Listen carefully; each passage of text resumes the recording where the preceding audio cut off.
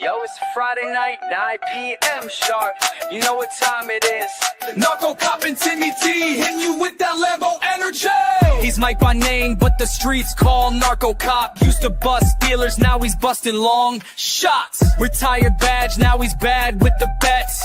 Octagon fiend, cashing slips, no regrets. Friday night fights, Seki poured on ice. Lambo plays podcast, breaking down the price. Got parlays, KO, subs in round 3. Split decision magic, cash it like a G. Lambo plays, it's a wild parade. Long shots flying, getting that paid.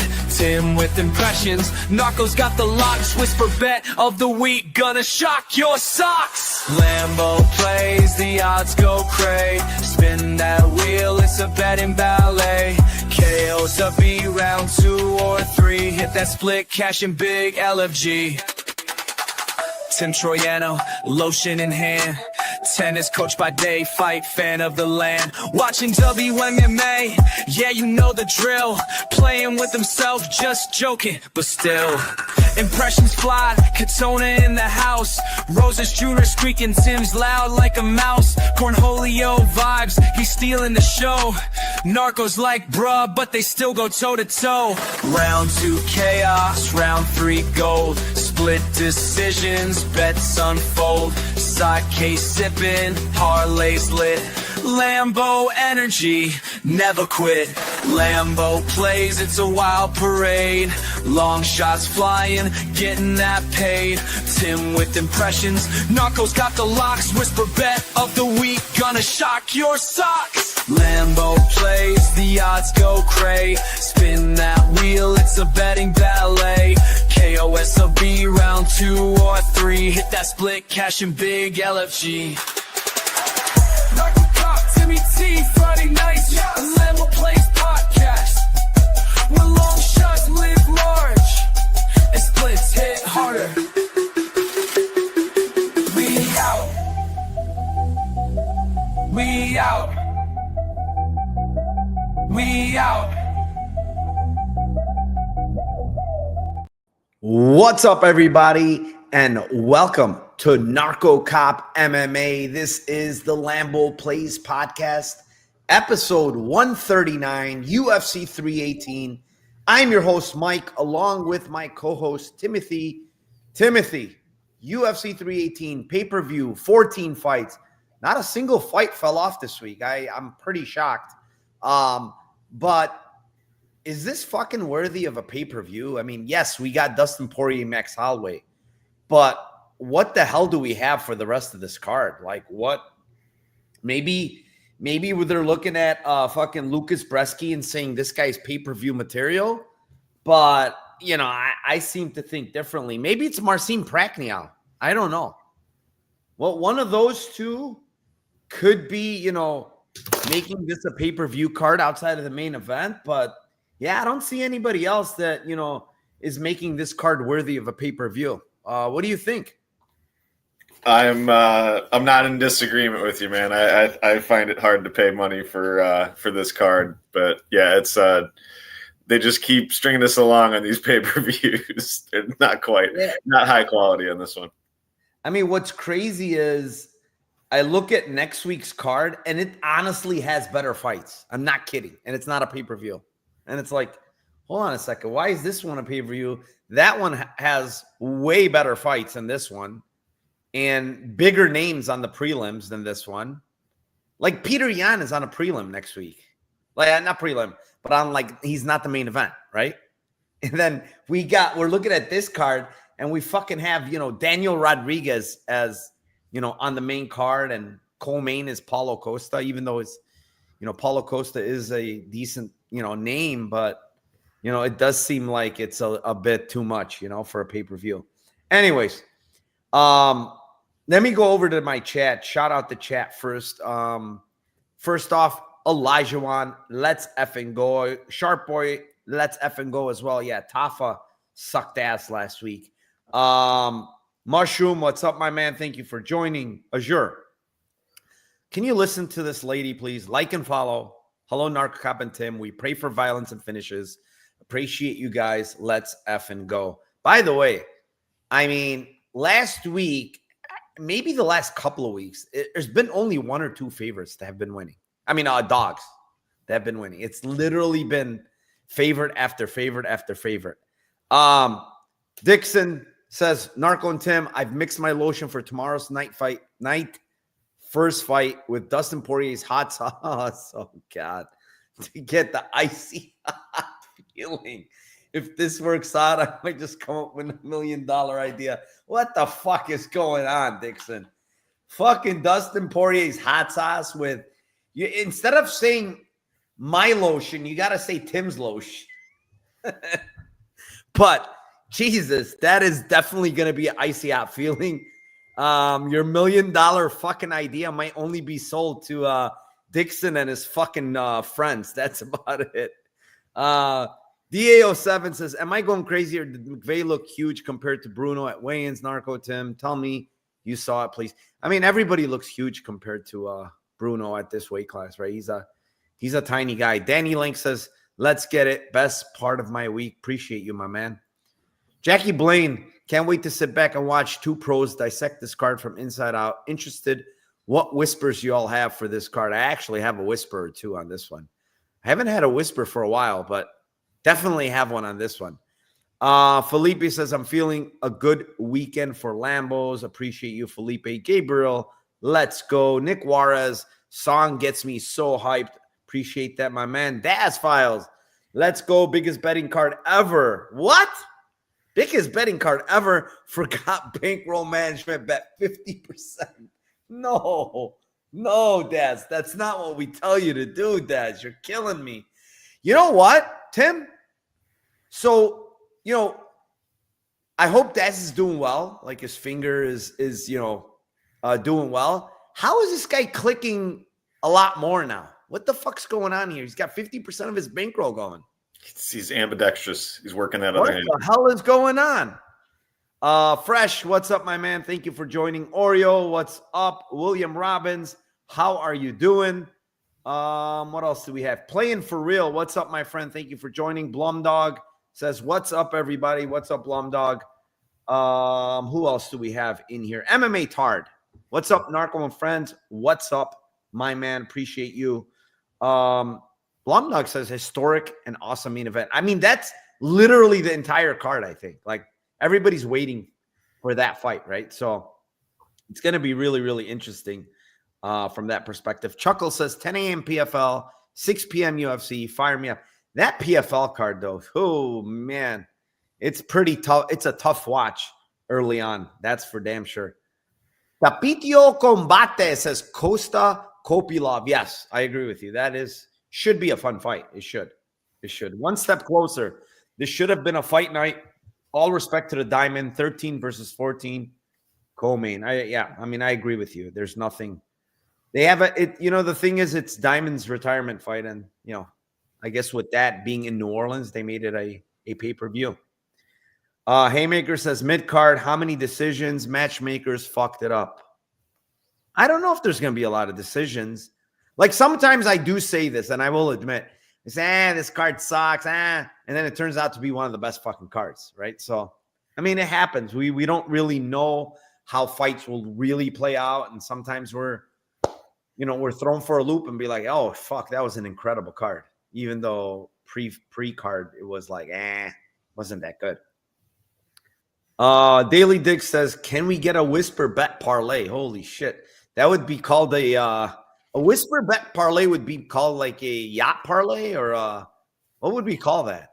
It's got to be something really big, maybe your own island parlay or something like that. Because if you start adding whispers to a parlay, it's going to be insane. EO7 says, God forbid Herzog is a ref tomorrow. He's probably going to be a ref. He is just annoying as hell. Like, I'm going to say something right now, like, because I did put it out on Twitter. So many people bashed me for it. I don't mind Herzog stopping that fight, right? What I do mind is the timing of the stoppage. When he dropped him and he started landing big bombs on him, right? Stop it there. I'm okay with it. But you don't stop it when he's landing big bombs, right? You didn't stop it there. That guy got on his fours, which means he's cognizant, guys. If he's on his fours, he's getting up. He's basing up. And then he went to obviously grab the fence to get up, right? Fine, that's a foul. But let the fight play out there. If he knocks him out there, then he knocks him out and you stop it. If he doesn't knock him out and he backs up, right, or he's tired or whatever, they clinch, you stop it there, and now you take points from the guy, right? Like, stopping it there is just ridiculous at that point. Like, it's just the timing. And I said this too, Tim. He lets fucking what's-her-name go to sleep against Weili Zhang. And yeah, Weili Zhang lets her go to sleep, wakes her up, the fuck up, picks her up, and walks her basically over to the corner. And yet that's like, and then lets her get ground and pounded to death. Oh my God! Straight. This is what's bothering me, dude. He's done this so many times where he's letting guys get. He killed. let Kaio kill Cannonier. Oh, he murdered him in that fight. Literally rearranged his face. Stop it! Yeah, stop it. He stops. I think it was him also versus Imavov and Cannonier. Wasn't it him who stopped that then? I don't know, but he's been so bad lately. Pretty bad. And Hansen made me say that he has another agenda. The guy has done a complete 360 from what he used, or 180 from what he used to be, right? He's completely different ref. And it's like, bro, what the fuck changed? You didn't go to a different reffing school and all of a sudden now you're completely like opposite of what he used to be. Or is there some kind of agenda somewhere else? You know, who knows? We're not going to know. So it's just fucking annoying, dude. It's bullshit. The timing of the stoppage is just nonsense. Felix P, shout out to the boys. For real, need to hit the Lambo so I can stop riding the orange line watching this. Let's effing go. Godpick says, love the show. Appreciate you as well, my man. TYPF2 says, first time live. Long-time listener, let's effing go. TYPF2 is in the house. Haymaker says we need a split. Seriously. Fucking, if you need a split, Haymaker, this is the fucking show for you because we got Timothy Troiano in the house. So you don't need to worry about that one. We got you there. William Robbins says, dream, not in the AM, bro. Says, let's go. Power slam. Oh, God, power slam. Don't fucking start that with me.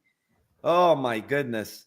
I can't sit through a power slap, honestly. It's not really – what's entertaining about that? Guy stands there and just gets – bah! He goes down. You know, it's like, nah, not so entertaining to me. Gabriel Huber says, if Pitbull wasn't washed, that fight would have potential. Yeah. I mean, he kind of looks washed, honestly. He really does. I played him last time, and my God, I regretted it. He looked so bad. Theoxerus says, or Theoxerus, Kostogiannis. He's Greek because I was born in Greece, Tim. So much violence this week. I kind of agree with him, honestly. Kind of think it's going to be a violent card. Ham Destroyer says, you all are goated like Shaq and Kobe. Appreciate you, my man. Thank you. What else do we have here? Fire Herzog. Yeah, fucking fire him already, man. Fire this fucker. He's bothering the shit out of me. What's up, Jewish Better? The DeLorean is in Jewish Better. What's up, my man? Dravi. What's up, my man? Thank you for joining. Dravi's on fire lately. Absolutely crushing it. Who else do we have in here? Fucking Jesus. There's a lot of comments. All right. 238 live viewers. Throw the comments in chat. I'm going to look at after every fight, we're going to look at the comments and see what you guys have. So just so we can get it a little more engaged today, Tim. Hold on. Let me take this one off. Okay. First fight of the night. How do you fucking always end up with these? I just don't understand. You start us off. Switch us up. You All start right. Let me put away my lotion. First fight of the night. It is in the flyweight division. It is the 4-2. Carly Judis versus the 8-3 Nicole Cagliari. All right, so obviously we know Cagliari is going to want to take this fight to the ground, right? When you watch her tape, she throws big shots on the feet. I think, She has some decent power, right, for 125. She's throwing everything into her punches. But, you know, where she's good is on the ground. I also think one thing about Cagliari is I've noticed, I don't think she's as good on top as she is on bottom. I think she's better on bottom, to be honest, than she is on top. Because if you look at her, like her arm bars are really slick. They're really good. And when she's on top, I just don't think she's great. You know, I don't think she's that good. I believe she's a brown belt in BJJ, maybe purple belt. I'm not sure. But her husband or boyfriend or whatever, he's a black belt. He just fought Marcel Ador. He just fought on PFL and got absolutely destroyed. And on the other hand, it's Carly Judis. And there's just some things I love about Carly Judis, you know, as far as women's MMA. One, it's the variety of striking, Tim. It's, you know, it's kicks, it's knees in the clinch, it's punches, it's combos. She's never throwing one shot at a time, which I really like. You know, she's throwing an amplitude of shots, you know, and the fucking volume is off the charts. You know, this girl just throws a ton of volume. She keeps coming, you know, tough as hell, you know, very, very tough. You watch the Fernandez fight and you watch, you know, Fernandez is honestly, she's one of the biggest hitters for 25. Like that girl can crack. And she landed some really, really big left hands on Judis. Yes.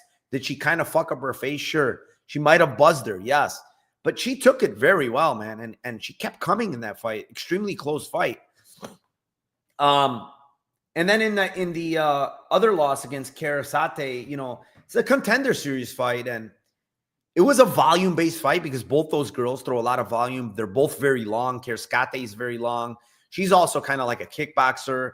And if I'm not mistaken, I think Judis took that fight on short notice against Karasate. So, you know, that might have played something to, and the other thing, and if you look at Judis, right, prior to the Karasate fight, and I'm looking at it, she's never been out of round one, you know, in her pro career. So it's like, you've never been out of round one. You take a short notice fight and it goes 3 rounds, right? So I can't fault her for losing a close decision there. And honestly, you could have gave it to her. It's not like it was a split, you know? And so, you know, she comes back against Dubin, and I have one of my biggest bets of the year, and she fucking head kicks her, just finishes her.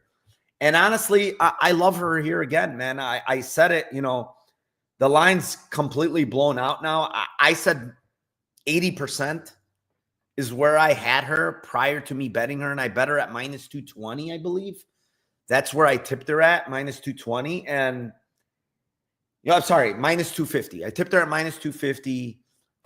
She is now minus 430. All the CLV in the world. Does CLV pay bills? No, it doesn't. But it's another one of those where we're getting a ton of CLV here. I expect this line to potentially even blow out even more. Just because I just don't see Cagliari outside of an armbar or some kind of mean, you know, submission. She's very screwed in this fight. And the cardio is insanely one-sided on Judis. I also think Cagliari slows down a lot. You know, watching that last fight, and it was split against Karasate, she slowed down a lot, you know, and Karasate throws a lot of volume. I don't think she has a lot of power, though. She's like, everything is volume and not much power on her shots. And I do think Judis does have some power. So I think she's going to slow her down. You know, there's potential she finishes her here. So I'm not banking on it, Tim. It's WMMA again at 125. But if there's one thing I like, it's probably Judis KO 350. There's not anything else that really sticks out on this, you know, on these props here, because she's such a big favorite. And like Dixon said, you know, I do think she's going to get piped on site here. I mean, she's getting piped on site. So, yeah, Tim, what do you like here? Yeah, I like Carly KO plus 350, like you said. I think it could happen late too. So round 2 is just plain round 2 is plus 900. Round 3 is plus 1200. If you want to go KO2, KO3, you'll get like $2 more on both of those. I think Cagliari is kind kind of durable at first, but I mean, I think this just could be like just an attritional, you got nothing, you're doing nothing and you need to do more type of finish. Cagliari, I feel like, is kind of sub or bust in this. I don't feel like her wrestling is that great. I don't feel like her control is that great. I think the question marks, which we are yet to see, really didn't see any of this or very much on the get-ups and the takedown defense / grappling with Carly. I think that's kind of my big question. She could be really good at it for all we know, but I just don't think that she's fought anybody that has really good grappling, at least in the fights that I taped. So I think that could be eventually, kind of one of her weaknesses. But I think the other weakness with Carly, which is not going to get exploited here, is like she's very hittable, and she's, she takes one to give one, and she, basically makes it she likes brawling. She's not very defensive at all. Not yet. She may be able to improve that, but she seems to keep her head kind of on the center line and just doesn't really move very well defensively. But I don't think that's going to really come into play in this fight. So yeah, I agree with you. I think that this is a Carly KO is the only really big one. I think if you're on the other side, you got to go with sub, probably even sub 1 or sub like within the first 7.5 minutes or so, because she gasses. So yeah, I think it's a Carly KO for me in round 2, round 3, if you want to get greasy. Yeah, sorry, I had a text message. Yeah. I mean, if you want to get greasy, 2-3. Maybe she head kicks this girl in round 1 as well. I don't know. I agree with you. I will say Cagliari's tough. I don't think she's a girl that will quit. Even in the last fight, she was tired, but she still tried to go for it. She swung big and like you said, though, Ernesta doesn't hit hard. Yeah, she doesn't. She doesn't. Let's see what we have here in chat. Elijah took a shot on 3.5 plus 100. Yeah, I'm just concerned. Like, she's gonna get out volume pretty bad. Like, if she's not getting takedowns, it's hard for me to envision her winning rounds on the feet. Honestly, it really is. I don't know what your thoughts. I don't know what your thoughts on the spread bets are, but I mean, I just think that those are major traps to me. I feel like a lot of times when people take them, their fighters either get finished or they get split decisions where they get fucked. It's just situations where I just don't see those. I might be wrong. I don't have any like. I was kind of thinking about it the other day. Someone posted in the Discord. I guess because of the judges have been so inconsistent, you could say that it could work for both ways, right? It could work against you, could work for you. So I think at the end of the day, it'll probably even out. Like, basically, you getting screwed sometimes, you getting lucky sometimes when a round shouldn't have went this way or that way. You know what I'm saying? So I guess at the end of the day, if that's what you like to do, bet those plus 3.5. Just know that you could get screwed, or on the other hand, you could get very lucky and it helps you. So. Yeah, let's see here. St. Stephen says Judis significant. Oh, 105. That's insane. That is insane. That's a lot. Yeah, that's definitely a lot. Only entice to the first. So Haymaker says the bookies know what they're doing. They always entice with the first favorite. Huge women's MMA fighter. I'm fucking passing. Yeah, I mean, now at this point, I would suggest you pass. It's 430. It's pretty big. I mean, when I originally taped it, I capped her at 80%, which is minus 400. And I was staring at minus 250. And I'm like, I gotta bet this. This is completely off. So Wonder Boy cashed 3.5 last week. Yeah, great. But I mean, Wonder Boy should have cashed the money line last week, not the 3.5. Money line, decision, he got fucked, kind of. I wouldn't call it it's not a robbery, but I thought he won, man. Like every week it's something, 1 week it's damage, the next week it's control, the next week it's fucking people dying in the cage and not getting stopped. The next week, the guy gets poked in the eye and it's called a punch and the fight stopped. It's like so weird, inconsistent reffing. I truly think that they need to, because I know every state has, different set of refs because it's different states. For whatever reason, the Nevada refs usually travel a lot, all of them. I see them in almost every state. So I'm assuming they have like some kind of license where they can kind of ref anywhere in the country. But they need to kind of get together and be like, listen, watch some tape. Be like, look, this is a horrific stoppage.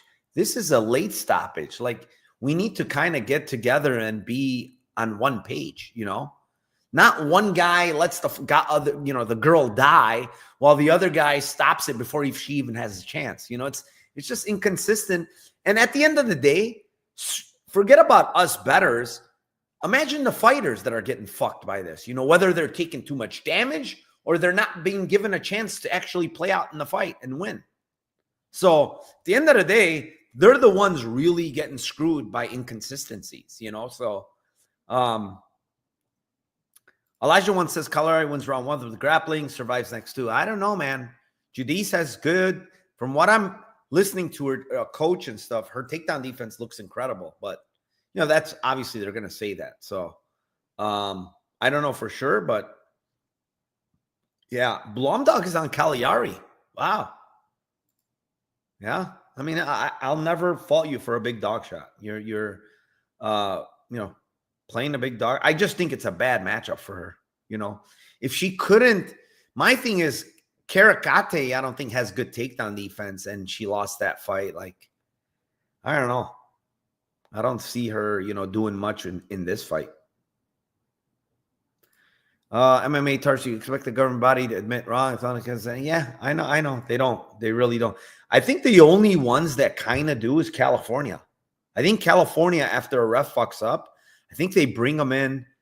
If I'm not mistaken, they bring them in, they show him the tape, and they ask him, what were you thinking? Why did you stop this? Or why did you let this go on so much? Why did you do this? Why did you do that? And they explain themselves, and then it's not like they fire him or anything. It's just they go over the mistakes, at least so next time he's cognizant. Damn, they're watching me. They know I fucked up here. I'm going to do better next time. I don't know. We'll see. But anyways, let's move on here. Fight number 2, Tim. It is in the middleweight division. It is the 13-2 Bruno Ferreira versus the 6-0 Jackson McVey, the Moose. The Moose. I like that name, the Moose. He also has like antlers. Did you see his antlers? He's got some big ones. Anyways, Tim, what do you got here?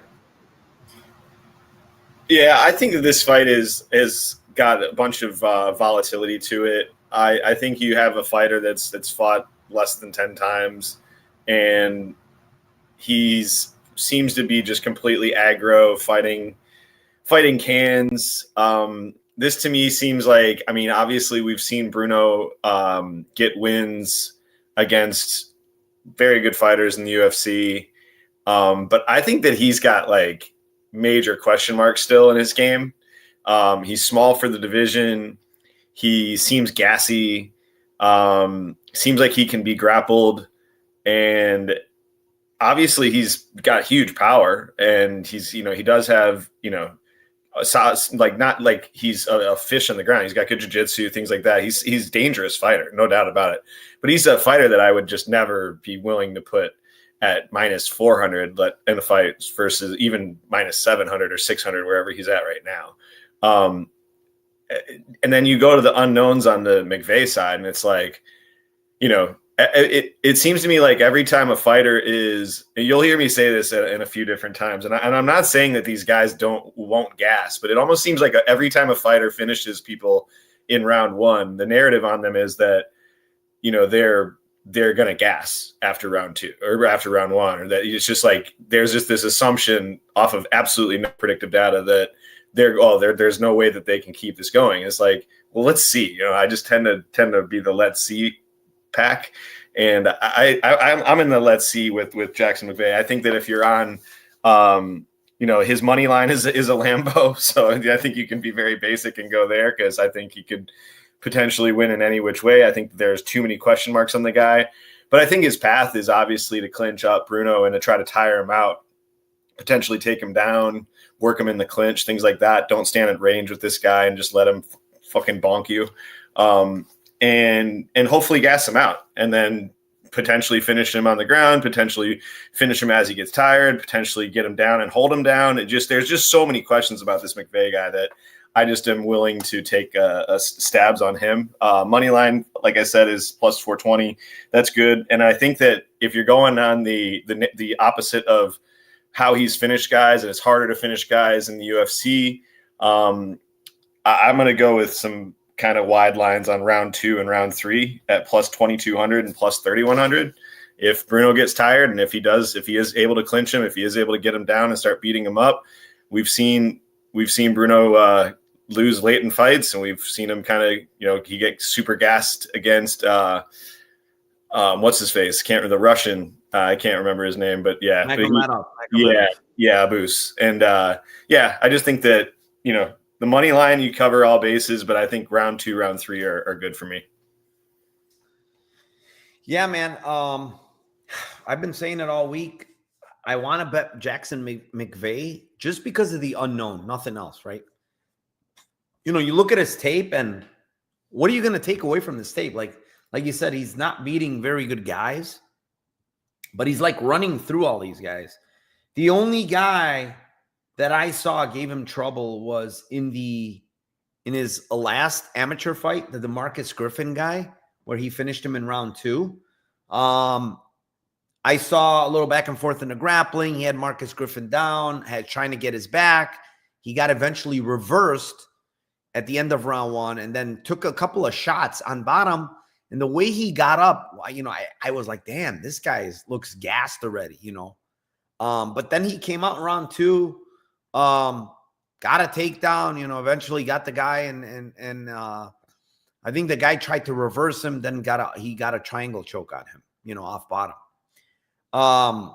They say that I believe he's a brown belt in jiu-jitsu, and they say he's actually pretty good in jiu-jitsu. If you look at his record, he's got some different chokes. He had a Bravo, the guillotine, a couple of, triangles in the amateurs, a rear naked. So, the guy is very long, right? Like you're not going to deny that. He's 6'4", 77-inch reach, much bigger than Bruno Ferreira. But his striking, to be honest, is not great. Like from what I've seen, the little clips that I saw. But however, he's good in the clinch. In the clinch, he's got very good knees. He's got very good elbows. He's good there. And, like I watched Bruno Ferreira, and he was kind of getting beat up in the clinch against, what's that dude's name that ate the spinning elbow? Stoltzfus. Stoltzfus was he landed a couple of good shots in the clinch against him. I believe they were elbows too, before he ate a spinning elbow right to the fucking dome, and he hurt him. And like the reason why I'm interested in Jackson McVey also, not just because of the unknown, and I think people should honestly think like this. Like if you watch Bruno Ferreira in his entire UFC run, he's had sketchy moments in almost every single fight, whether it be Petrosian fight, whether it be Stoltzfus fight, whether it be all of them, he's always in these sketchy moments. And that's because of how he fights him. He's very explosive. He throws these big winging shots, and he's kind of exploding into everything. And sometimes he's getting caught, obviously Ruzaboyev caught him bad, with the right hand and put him out. And, we don't know with this McVey guy. Like, he could have the worst cardio. He could have good cardio. He could be very strong in the clinch and just beat up Ferreira in the clinch. Like, I don't know. Yes, Ferreira looks to me like, he's not a bad fighter. I think he's a good fighter. He's explosive, very good movement, has good kicks. Obviously, he's good in jiu-jitsu. He's good, on the feet. He's got a lot of power. And he's going to be the faster guy. He's going to be much faster, these two. But, we don't know much with Jackson McVey. We don't know how durable he is. We don't know how good he could take shots. So just the unknown alone, Tim, and him being 4XX against a volatile fighter. That's the other thing. It's not like Bruno Ferreira is a non-volatile fighter. Like, he'll take you down and wrestle you, or, and he'll stay safe. He's not that guy. He's a guy that's trying to kill you. And in the same process where he's trying to kill you, he can get killed. So, I mean, For me, it's just like the money line. I mean, right now sitting bet online is minus 600 Bruno, plus 425. I think you could find better, but I mean, like that's a Lambo play, plus 425. It's like I just because of the unknown, man. And I really want to, the only reason I'm not clicking him is because I do think more money is going to come in on Ferrer, and closer to fight time, we might get 500, 550. Who knows, right? And he might die and I might look like an idiot. It's not going to be a big bet, but I have to bet him at some point because we don't know. That's the ultimate thing. We don't know. And anybody that says they know, they're lying to themselves. You know, the one thing I will say really quick, he did fight. I couldn't find the tape against Dylan DeBetts. That guy is a wrestler, and somehow he won a decision there. I don't know what happened. I saw a little clip on IG, but there wasn't really much. There wasn't really much on that fight, but he won a unanimous decision there. They're 3-minute rounds, remember, in the amateurs. So he went 9 minutes. We know that. And that was, 4 years ago. So take that for whatever it's worth. But taking a shot on him is not bad, honestly, 4X. You can never go wrong because it could turn out that he's pretty good, Anyways, go over to my chat. Chronic Combat Conversations. What's up, my friend? Thank you for joining. Appreciate you. What else do we got here? Maybe Moose has a granite chin, says Elijah. I mean, it's possible. It really is. Isn't McVey kill or be killed?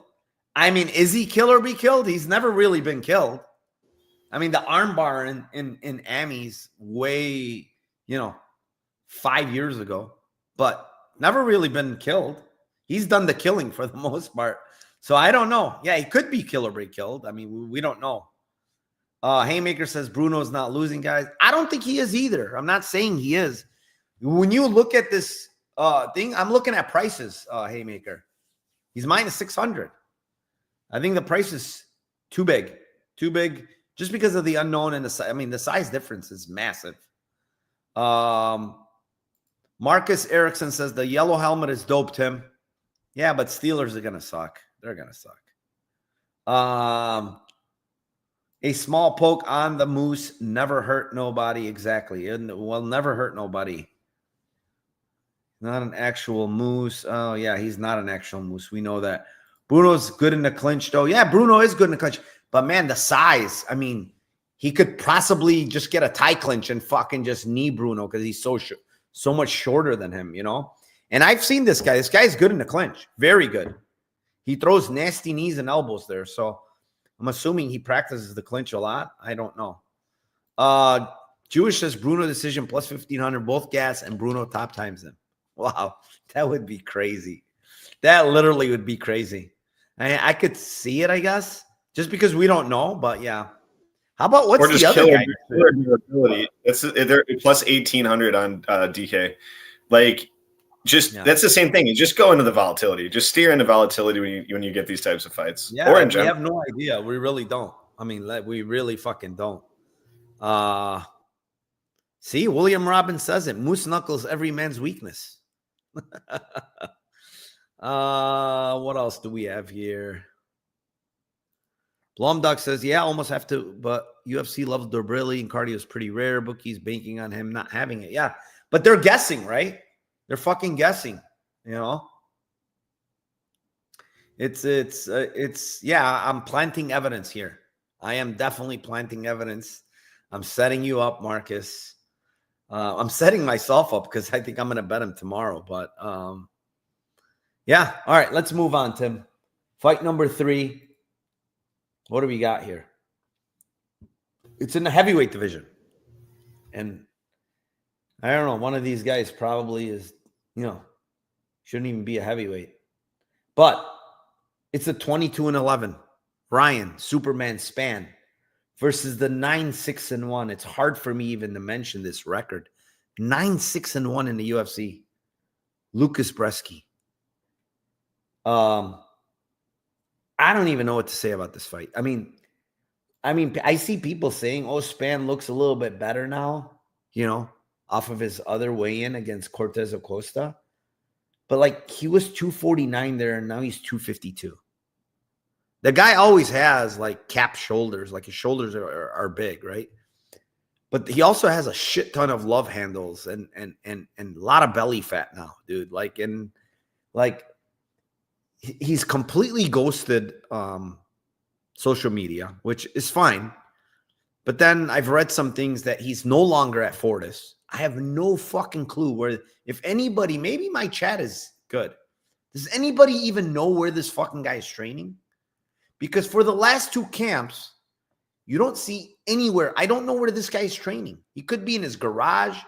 He could be training at the local Texas barbecue spot. I have no fucking idea where he's training, right? I will say that last fight, I don't think he trained. I'm being completely honest. Like I was saying it prior to the fight. I don't think this guy trained last fight. And every punch was kind of like hurting him. He was so fucking sloppy in there.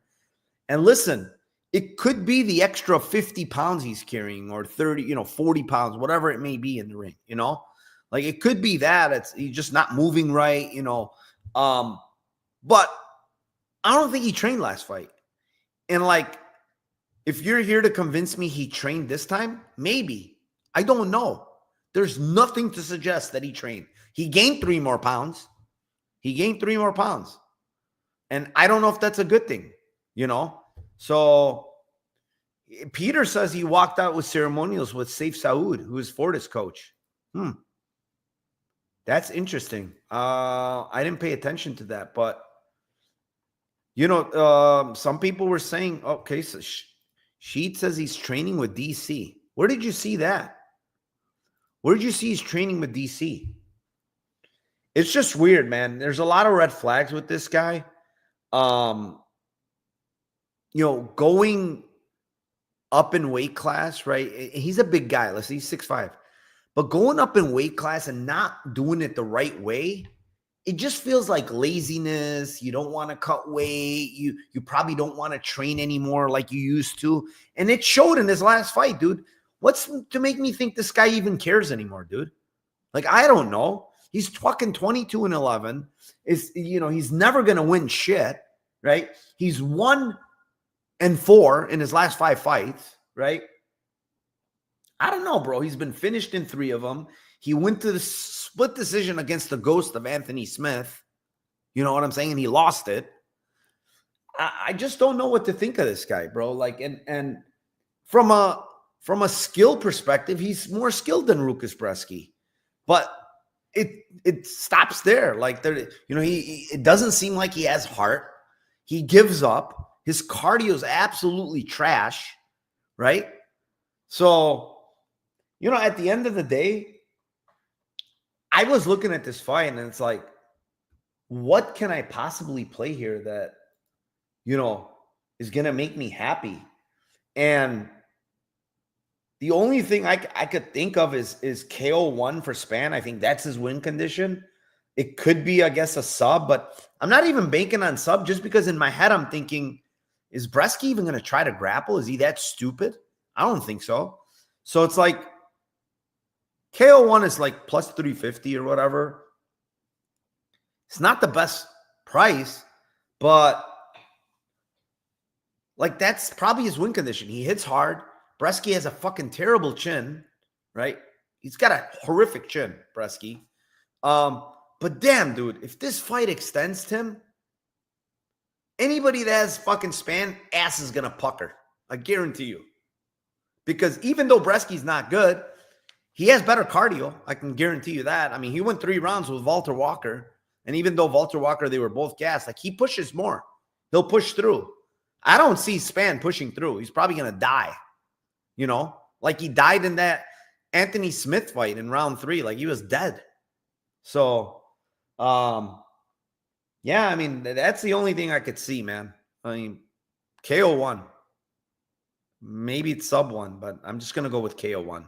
I don't like this fight at all. What do you have?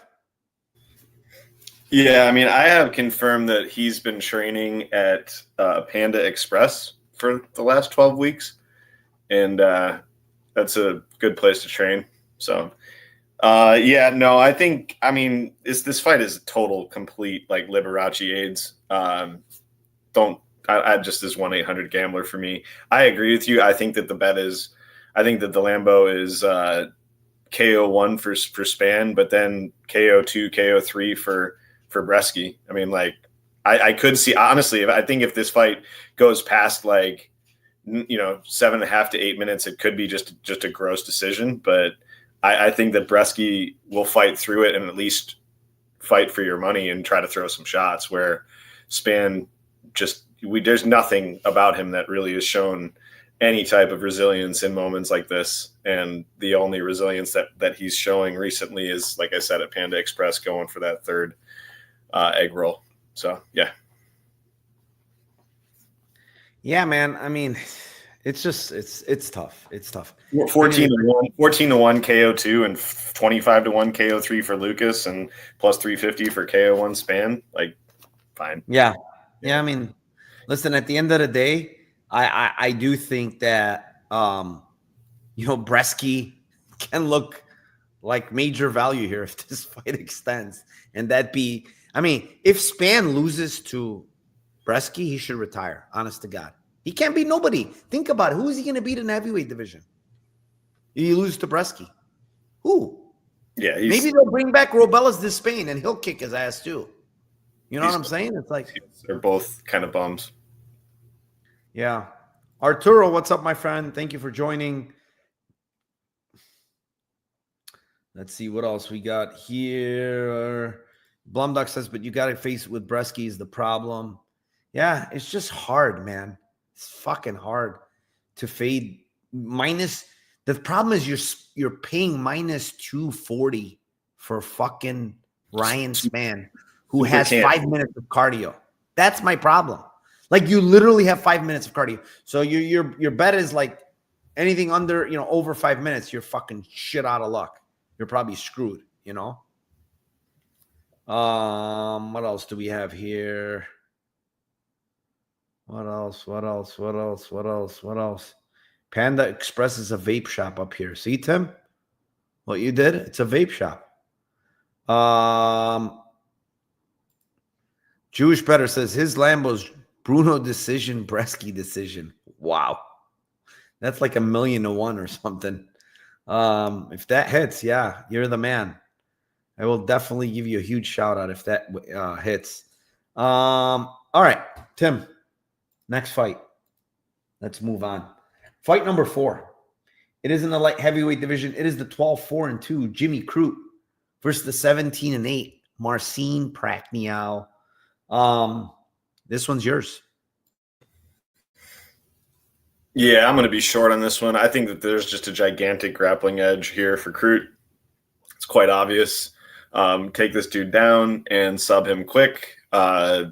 Sub is not a great line, so it's not a Lambo, but sub 1 plus 450, sub 2 plus 700. I just think that the grappling edge for him is just gigantic. If you want to get super, super greasy, arm triangle is plus 1600. I just think that this is a clear know your assignment and don't strike with this dude. Prochnow has like leg kick upside, span, like just hope he can crack him on the feet. Crute's very hittable. I'm not saying like if Crute, there's times where Crute has fought just incredibly stupidly. So I just think that it's not something that I want to like be like, bet the mortgage on it, but it's just one of these fights where you just sit back and you're going to be laughing if he's standing and banging with Prochnow when he should just be taking him down and pretty much instantly passing and getting to a dominant position. Yeah, so give me Crute by sub 1, sub 2. Yeah, Crute, I think he could do it in multiple ways, to be honest. I think he could knock out Prochnow. I think he could sub Prochnow. Currently, the line is minus 335 on Jimmy Crute on BetOnline, plus 275 is the comeback on Marcin Prochnow. And, even though last fight was a draw, honestly, like Dulattov just tough as nails, man. Like so many people get finished there. and he just wouldn't quit, and he came back. He won the next 2 rounds. I was kind of impressed with Crute, like he didn't give up cardio-wise, kind of got his leg blasted as well, and Dulattov has very good calf kicks. One thing I'm afraid in this fight, I said it, I'm very afraid is the kicks from Prochnow. He's got very good calf kicks and stuff. But me watching Jimmy Crute with his takedown attempts, I think he's got very, very good shots, man. When he shoots for takedowns, they're very good single legs. He's got good wrestling. And you look back at Menifield fight, and he took him down 6 times, man. Like, how hard is it to take down Menifield 6 times? We just saw it against 2 guys that tried to absolutely grapple him, and they couldn't get shit going. Meanwhile, Jimmy Crute got him down 6 fucking times, right? So I don't think there should be a problem here getting Prochnow down. Like, it should be pretty damn fucking easy. You know what I'm saying? So I'm gonna go a little bit differently and say Prochnow, while fresh, kind of survives early. Sub 1. I do think it could happen early. Don't get me wrong. But sub 2-3 is 400. I think maybe Prochnow went while fresh. He can defend some of these maybe takedowns early and potentially fight off the sub early. But Crute should rinse him. Crute should absolutely rinse him. You will look at Petrino and how he got some of those takedowns and got on top, advantageous positions. I think if Crute gets those positions, probably subs him. So sub 2-3, Tim, is 4-1. It's probably 1-2. And what's 1-2, Tim? Like 230 or something? 240? Yeah, that's not great. Yeah, so I'm just gonna go 2-3 and plus 400 and hoping. I wouldn't bet the 1-2 alike together. I would just bet the sub in general, but I think that it happens in 1 and 2. Yeah, I mean, if you look, Prachnow's only been subbed, I think, always late. Yeah, 1, 2. Yeah, all 3 of his sub. Well, he's only been subbed twice. The other times he's been knocked out. I mean, Crute can knock him out. That's the other thing. He throws pretty damn hard on the feet. So I wouldn't be surprised if he hurt him on the feet, And I wouldn't be surprised if he hurts Crute. Like, honestly, Crute gets hurt a lot in fights. So it's possible. But Crute is tough, man. He's fucking tough.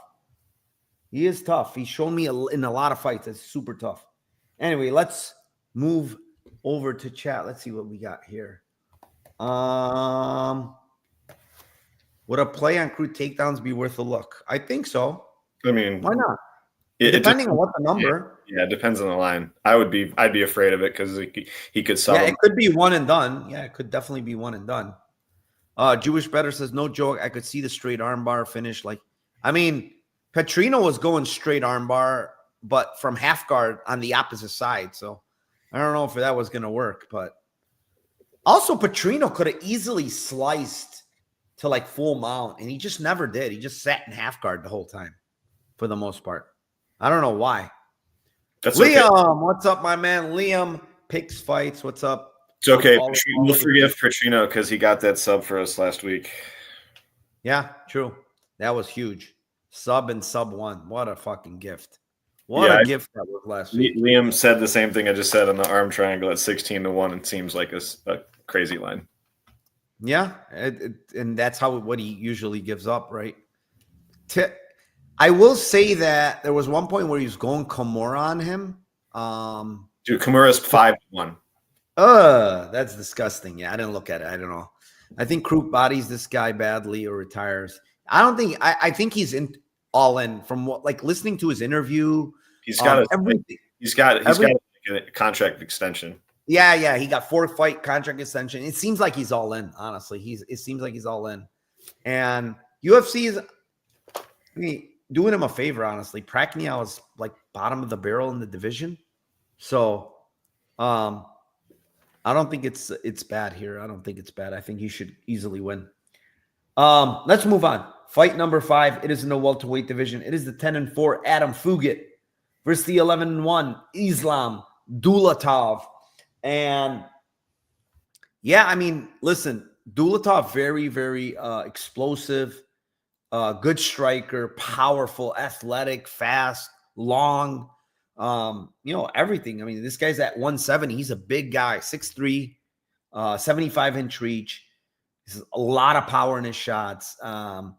Very good, like front choke submissions. He's got pretty good submission skills. This guy was I think a Versace model, a high-end Versace model, which is put away your lotion, Tim. But yeah, this guy, I look at his record and, he hasn't really beaten any good guys, right? It's not a lot of good fighters. He does have a very good win in his amateur career against Khurshid Kakarov. I really like that guy. I think Kakarov's a great fighter. I think he's very, very explosive, a lot of fucking power. Just a really, really good fighter. And he knocked him out in round 1. But they were fighting at featherweight, and Kakarov is a bantamweight. So maybe that had something to do with it. I mean, look, at the end of the day, I think there's a huge speed edge for Dulattov. I think way more athletic. He's the more powerful guy. But like the way he fights is going to come back to bite him in the ass. I'm almost sure. Like you just can't fight like that. You cannot fight 100 miles per hour in every fight and expect to win, because there's guys that are going to survive. And then once they survive, your gas tank is going to be, you can't fight the way he fights for 15 minutes. It's impossible. It's literally impossible because everything is explosive. Everything is thrown with power. Everything is thrown with just everything he has in every punch or every kick or every whatever, right?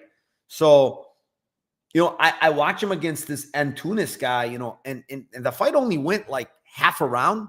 He was definitely fucking tired in that fight. And it was half a round, and he landed a fucking huge elbow, step in the elbow when they were exchanging, and just absolutely flatlined this guy against the cage. And I expect him to knock out Fugit, honestly, early. I do expect him because Fugit is slower. I think he can get caught because this guy's hand speed is faster. He's a lot bigger, stronger, whatever, right? But we play numbers here. We play Lambos here. And, we mentioned the volatility with Ferrer.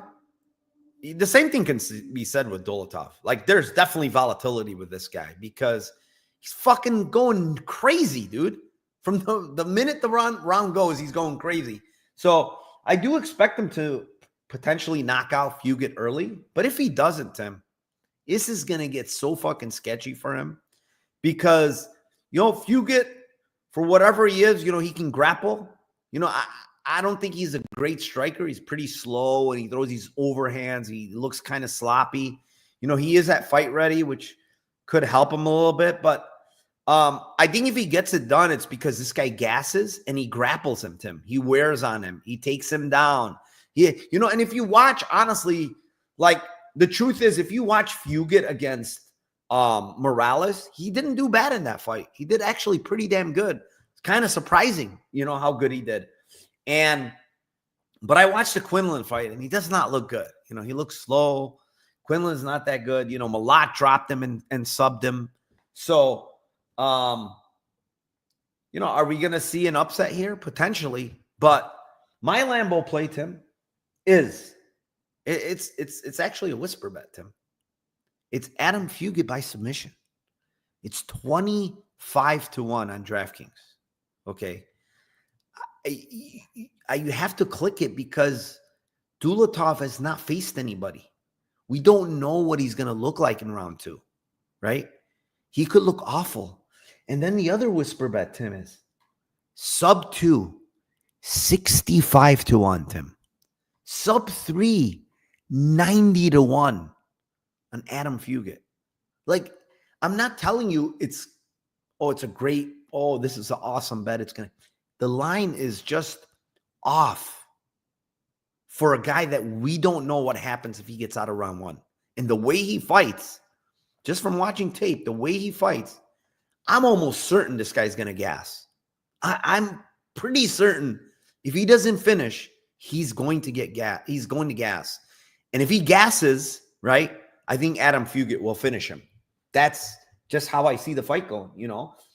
The most likely outcome is him killing Adam Fugit, right? But again, we're talking about numbers, and I'm looking at these. It's like 65-1 sub 2, 90-1 sub 3.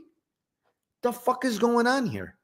Like, he's the more proven guy that can go 3 rounds, right? Dulattov, I don't know if he can even go 2 rounds. You know, I'm looking at his career, Tim, and the funny thing is, like, his only loss, right, went to decision, and he lost the fight. Why? Go watch that fight. He was on bottom, just couldn't do shit because he was so tired. So, you know, and that's against, I don't even know who that fucking guy is, you know? So I think you have to play something like this just purely off this guy, the way he fights and his cardio being very, very suspect, in my opinion. Tim, what do you have? Yeah, those are great bets, man. Love the whisper bets always. I'm playing into some variance and volatility on this as well, kind of going on the same path. I think that he does knock him out early. Like you said, it's not a Lambo, though. He also could sub him, honestly, early, because I think that a lot of the times it's similar. I mean, like, it's basically like he hurts guys and then they shoot and then he front chokes them. Like, it's just it's not like him grappling hard against a lot of the guys that he's subbing. So I think club and sub is live as well. But I mean, I think Michael Morales hits hard. I think Michael Morales is a good athlete. Fugit lasted fucking 3 rounds with that dude. It was close to being done, and he basically, you know, then he got killed. But I just think that, you know, if Fugit can survive for the first, like, half of this fight, then this fight, like you said, this fight could potentially, you know, change in his favor, or it could just be like there's 2 clear rounds where the damage has been done for Islam, and then he needs to survive for a round, you know, and if he doesn't get subbed, then he wins 29-28. So I'm looking more on the Islam points plus 1,000, Islam split plus 2,500. I think a draw is potentially even live if he beats the absolute living shit out of him in round 1 and then loses round 2 and round 3 and doesn't get finished.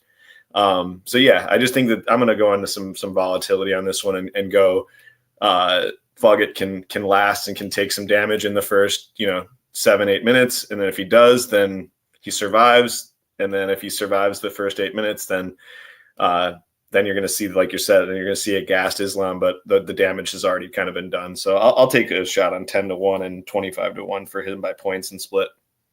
Wow. Yeah. I mean, it could definitely happen. I mean, I could see a world where Fugit just doesn't finish him. And like you said, too much damage, maybe. It potentially could happen. Yeah. I would be shocked, though. I really would. Let's see what we got here.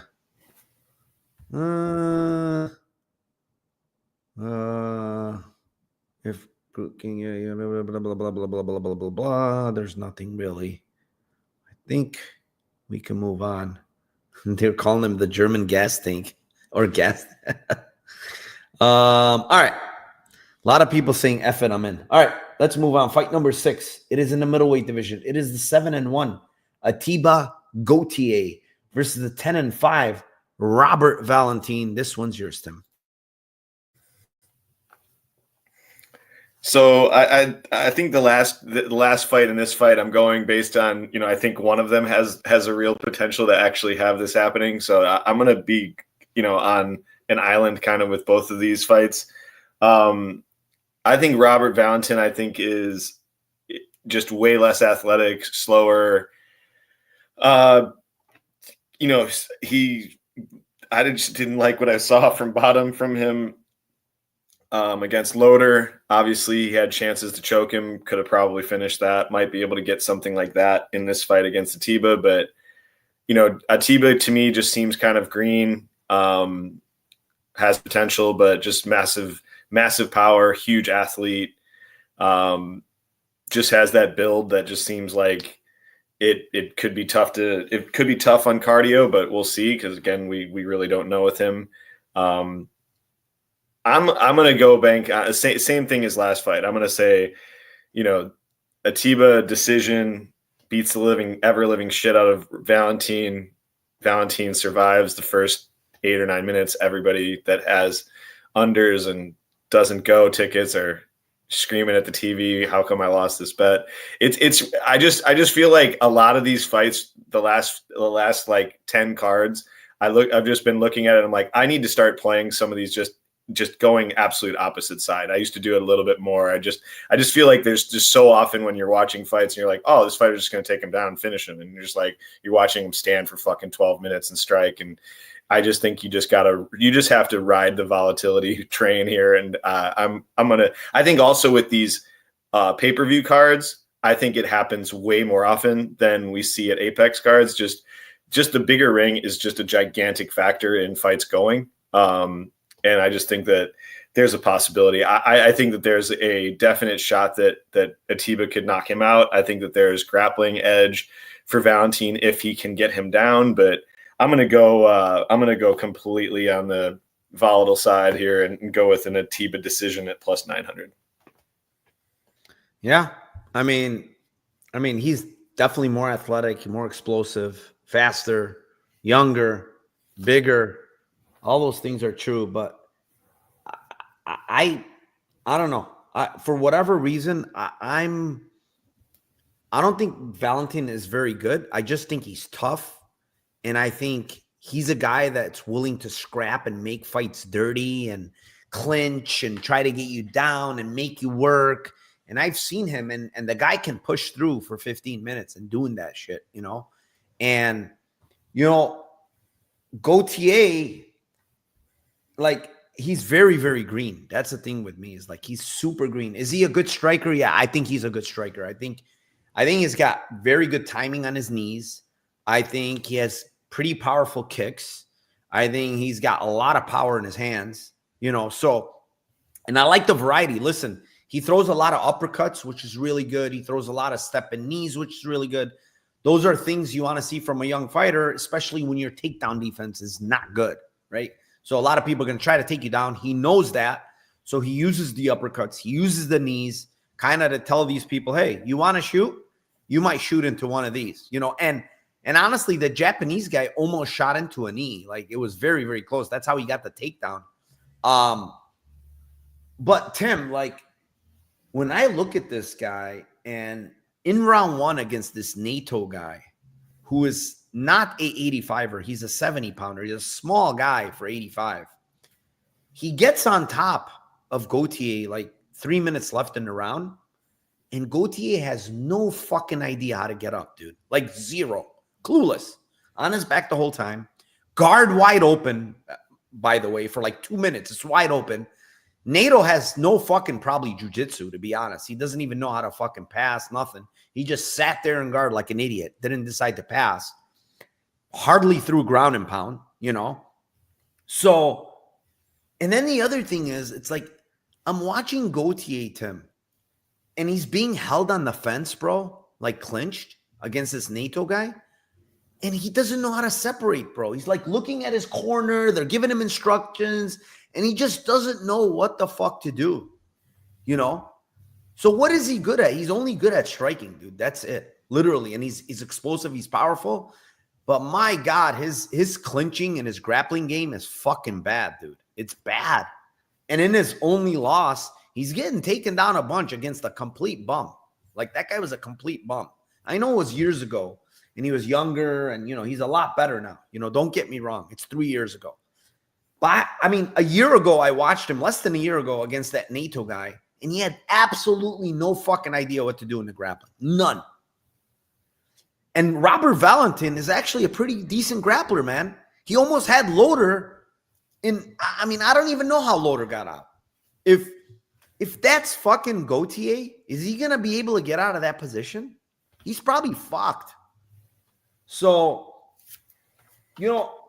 I like his striking. I like, his power. I think at some point this guy might be good. I think he's just super green in the grappling, man. Very, very green in the grappling. And I do think that, Valentin can exploit that, and I'm looking at the line and he's 410 right now. He's 450 on Bet Rivers, plus 450. I just think the line's wrong because Valentin can make it scrappy, man. Like, could he get caught and finished? Sure. I'm not saying no. But, like, Valentin can also make this a dogfight and gas Goautier out. I mean, look how much muscle this guy's on him, If he's engaged in a lot of grappling, he's going to fucking gas. He might get subbed because he really doesn't know what to do on the ground, man. He does not know. We saw a similar, smaller version of this guy, what was it, like 3-4 months ago, that got subbed against being like Mufasa. Yeah. Correct. Good striker, but very, very green, and got absolutely smoked in the grappling. Did not know what the fuck to do and got subbed. Well, he got a head kick too. He lost the strike. Got head kick, but then he got subbed, right? He didn't know how to defend the sub. He's like, no idea. So, yeah, I mean, look at what he's saying, Elijah. It was fucking pick him against this NATO guy. He was pick him. Because you know why? They knew he was green. He's very green and his grappling is not there. So,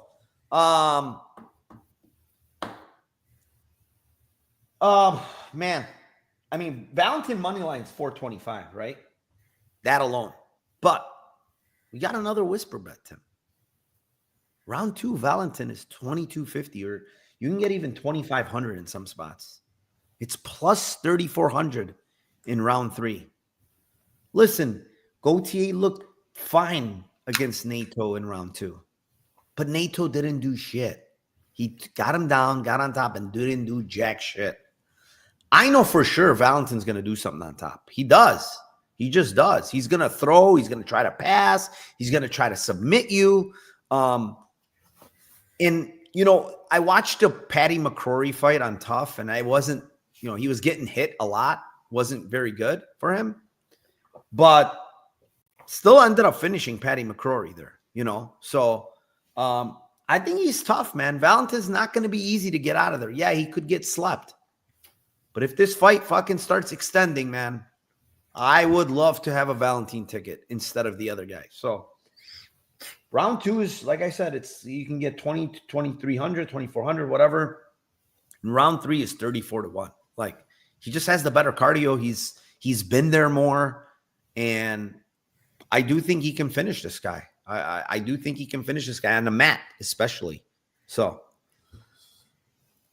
let's see what we got here. Come on, Robert.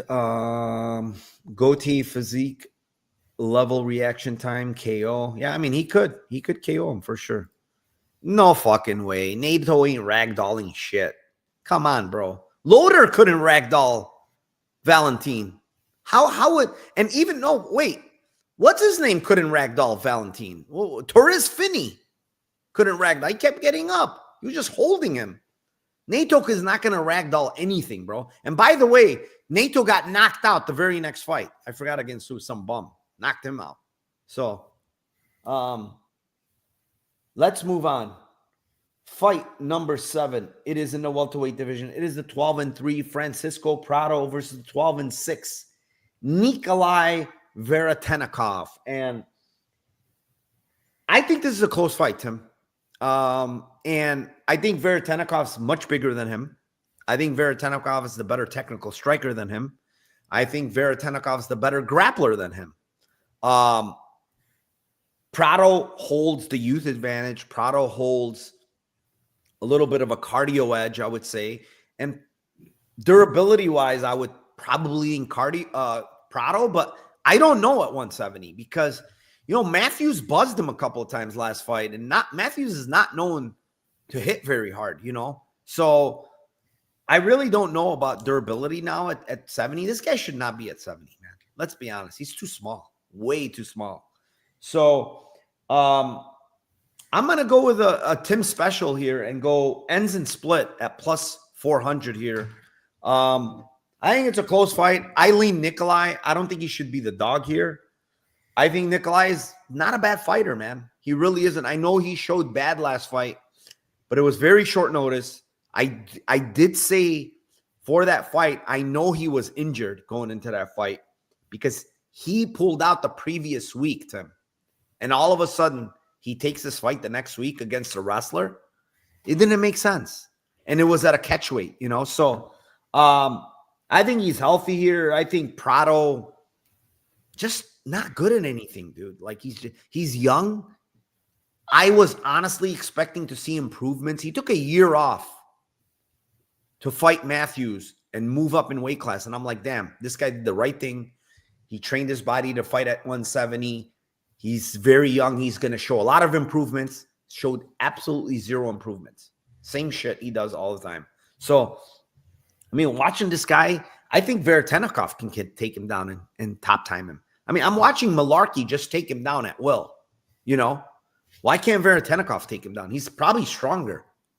So, yeah, I mean, Veritenov, Prado split 400. You know, I have a money line bet on Veritenov at like plus 140. What do you like? Yeah, man, I'm on the same thing. And split, I like Nikolai points plus 250 and Nikolai split plus 900. I think N split's a great bet on this one at plus 400. Just more technical striker. I honestly could see it be unanimous for Nikolai as well in this, but I like the splits as well. I think he's more technical. I think he's fought significantly better strikers than Prado and held his own. I mean, he turned Michael Morales into a wrestler in his fight with him after he was striking. Morales felt like he had to grapple because he was not having a ton of success on the feet. He fought super, super close. Obviously, this hasn't aged well after the Sam Patterson fight, but with Barlow, who's dangerous, has some dangerous power. I thought that fight was really close. I think he could have even given it to Nikolai. So, yeah, I think he's just a better striker. Way more technical, way more defensively responsible, longer. And you get Prado that's just, he wings really wide shots and he's extremely hittable. And he's got that like big ass Dober chin. I think the reason he can't cut weight is because his chin weighs like 30 pounds. So it's tough to cut with that chin. Yeah, maybe it's the chin. Yeah, you're right. Like granite chin, granite weighs, it's heavy. So it could be that. It could be that. Let's move on. Fight number 8. It is in the middleweight division. It is the 19-7-1 Marvin Vtori versus the 24-7 Brandon Allen. There's a beef here, Tim. And at faceoffs, Marvin Vtori says, "I'm gonna fuck you up." Like he was going fucking crazy. So yeah, what do you like here? Man, I think this fight is extremely splittish as well, but you know, it's kind of weird. Like I think there's a couple of different ways that I would look at it. I think that the wrestling on Vtori offensively is pretty good. I don't think it's like out of the realm of possibility that Brennan Allen could get a takedown or get his back in the clinch. He's elite at doing that. And even if he does get potentially taken down by Vtori, his scrambles are really, really good. And his ability to just get out of bad positions and somehow end up on people's backs is just like really, really good. So I don't know, man. Part of me thinks that this fight is very, very splittish. And if you're on that, I wouldn't touch the end split at plus 300, but you know, Vittori split is 9-1. And the sub for Brendan Allen is plus 500. There's part of me that just thinks, for some reason, I've seen other guys that are not necessarily really proactive wrestlers get Vittori down. Like, again, I think that it's not like he's just like invincible wrestler. Like he can be taken down. So, yeah, I'll go Vittori split or Allen sub. I think both of those are good lines. Yeah, I mean, hard to disagree with you. Like I didn't really like anything from Lambo perspective on this fight, but I mean, I went with Vittori KO at 16-1 on DK. And the only reason why that is, I mean, I've seen him hurt, the lead say, I seen him hurt Cannonier. And Allen, we know he doesn't have the best chin. He does get hurt. He's been knocked out before. I do think Vtori's like pillow fisted, to be honest, but maybe, just maybe, he's a little more violent in this fight because of all the bad blood, right? It's 16-1, right? I don't think it happens, by the way. I really don't. I think this fight goes. I think Allen wins. I think Allen's the better fighter everywhere, to be honest. I think he's the better striker and he's the better grappler. So Vtori has durability edge. Vtori has cardio edge. Sure. The intangibles are on Vtori's side. But like when you're talking about skill-wise, nah. I really don't think this guy is very skilled, Vtori. Like he's a jack of all trades, master of none, Tim. So, I mean, he's got good attributes. I mean, durability, cardio, yes. But he looked awful against Dulattov striking, very slow. He blamed he keeps talking about the shoulder injury, Tim. I need to talk about it real quick. Like he talks about how his whole shoulder was completely torn. Every fucking fiber, muscle, whatever, completely torn. And he says, they told me to just retire, not fight again.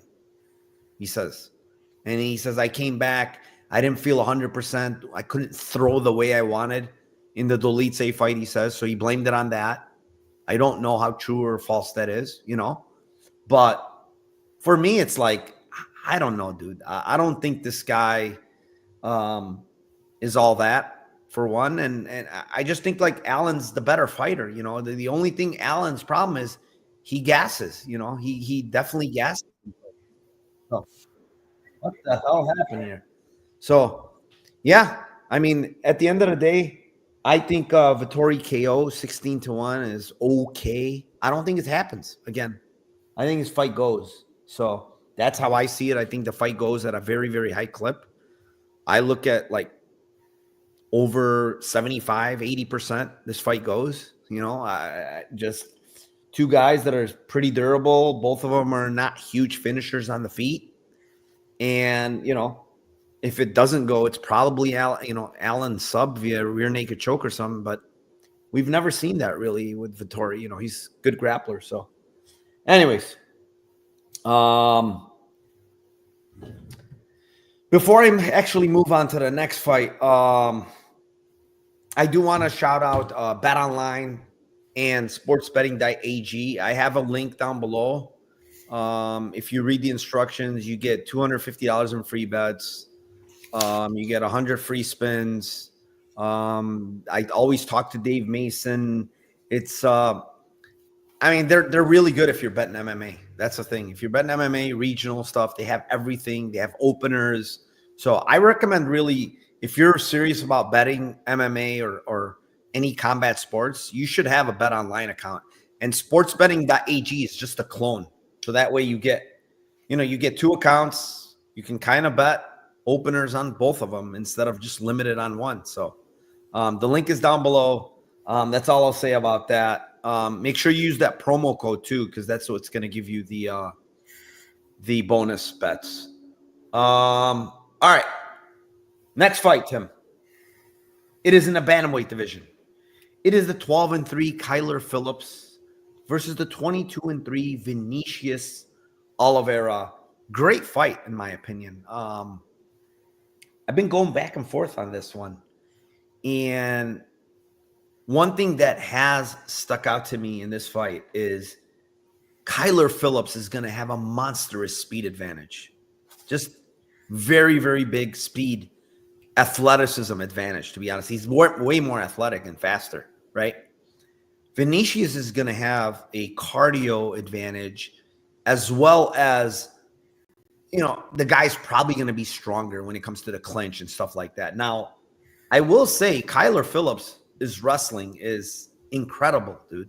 Like, he's got fucking great wrestling, like single legs, like just really, really good wrestling. Now, the issue I have for Kyler is that I think when he grapples a lot, he tends to gas, right? He because he's so explosive, because, when when you take into account how he kicks, how he moves, the way he explodes in and out with his movement and strikes, right? And then you add wrestling to it, I think that gasses him out. It really does. Like, I did think that, the bigger cage is going to help him. I think because Vinicius is going to have to, close more ground. It's not a smaller cage. I will say that, I don't think he gassed per se in the Munoz fight. I think he looked okay. I think one thing that is a huge weapon, and if he's very smart, and if he did his homework, and if MMA Lab did their homework in this fight, is the calf kick, dude.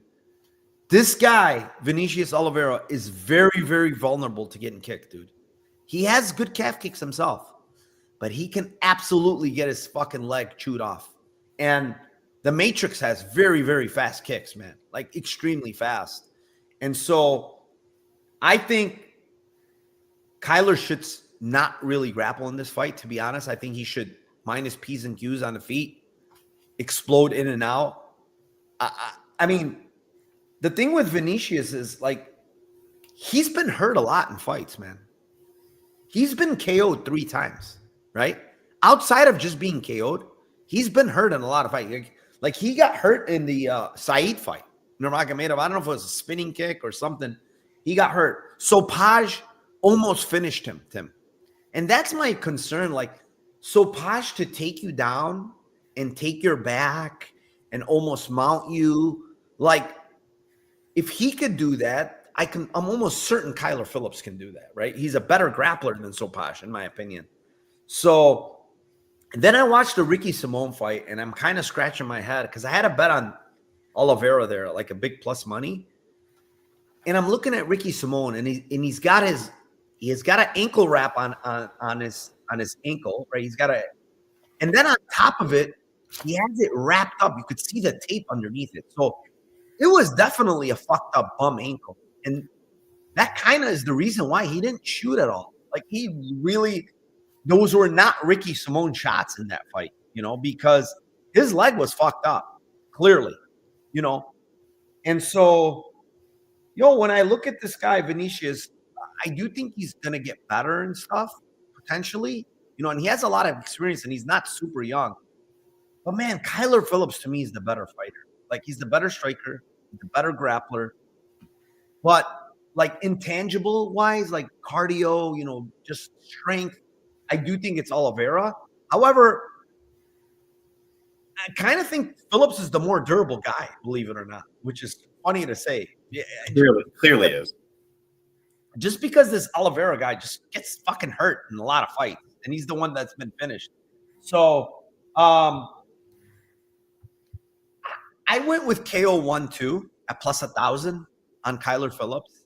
I just think he can hurt him early, and Kyler's super, super dangerous early, man. He hurt Munoz.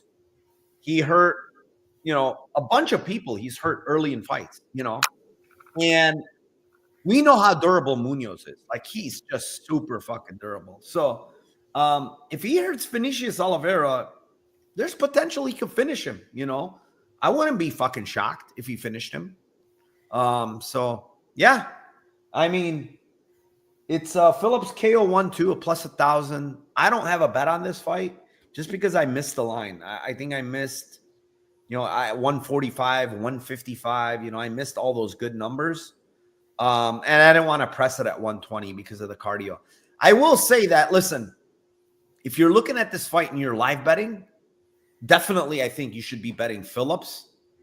And then he's winning round 1, guys, at a very, very high clip. Every fight. Okay, every fight. I didn't look. I don't know. But he's winning. I know he's winning round 1 at a very high clip, right? Oliveira's losing round 1 at a pretty decent clip, right?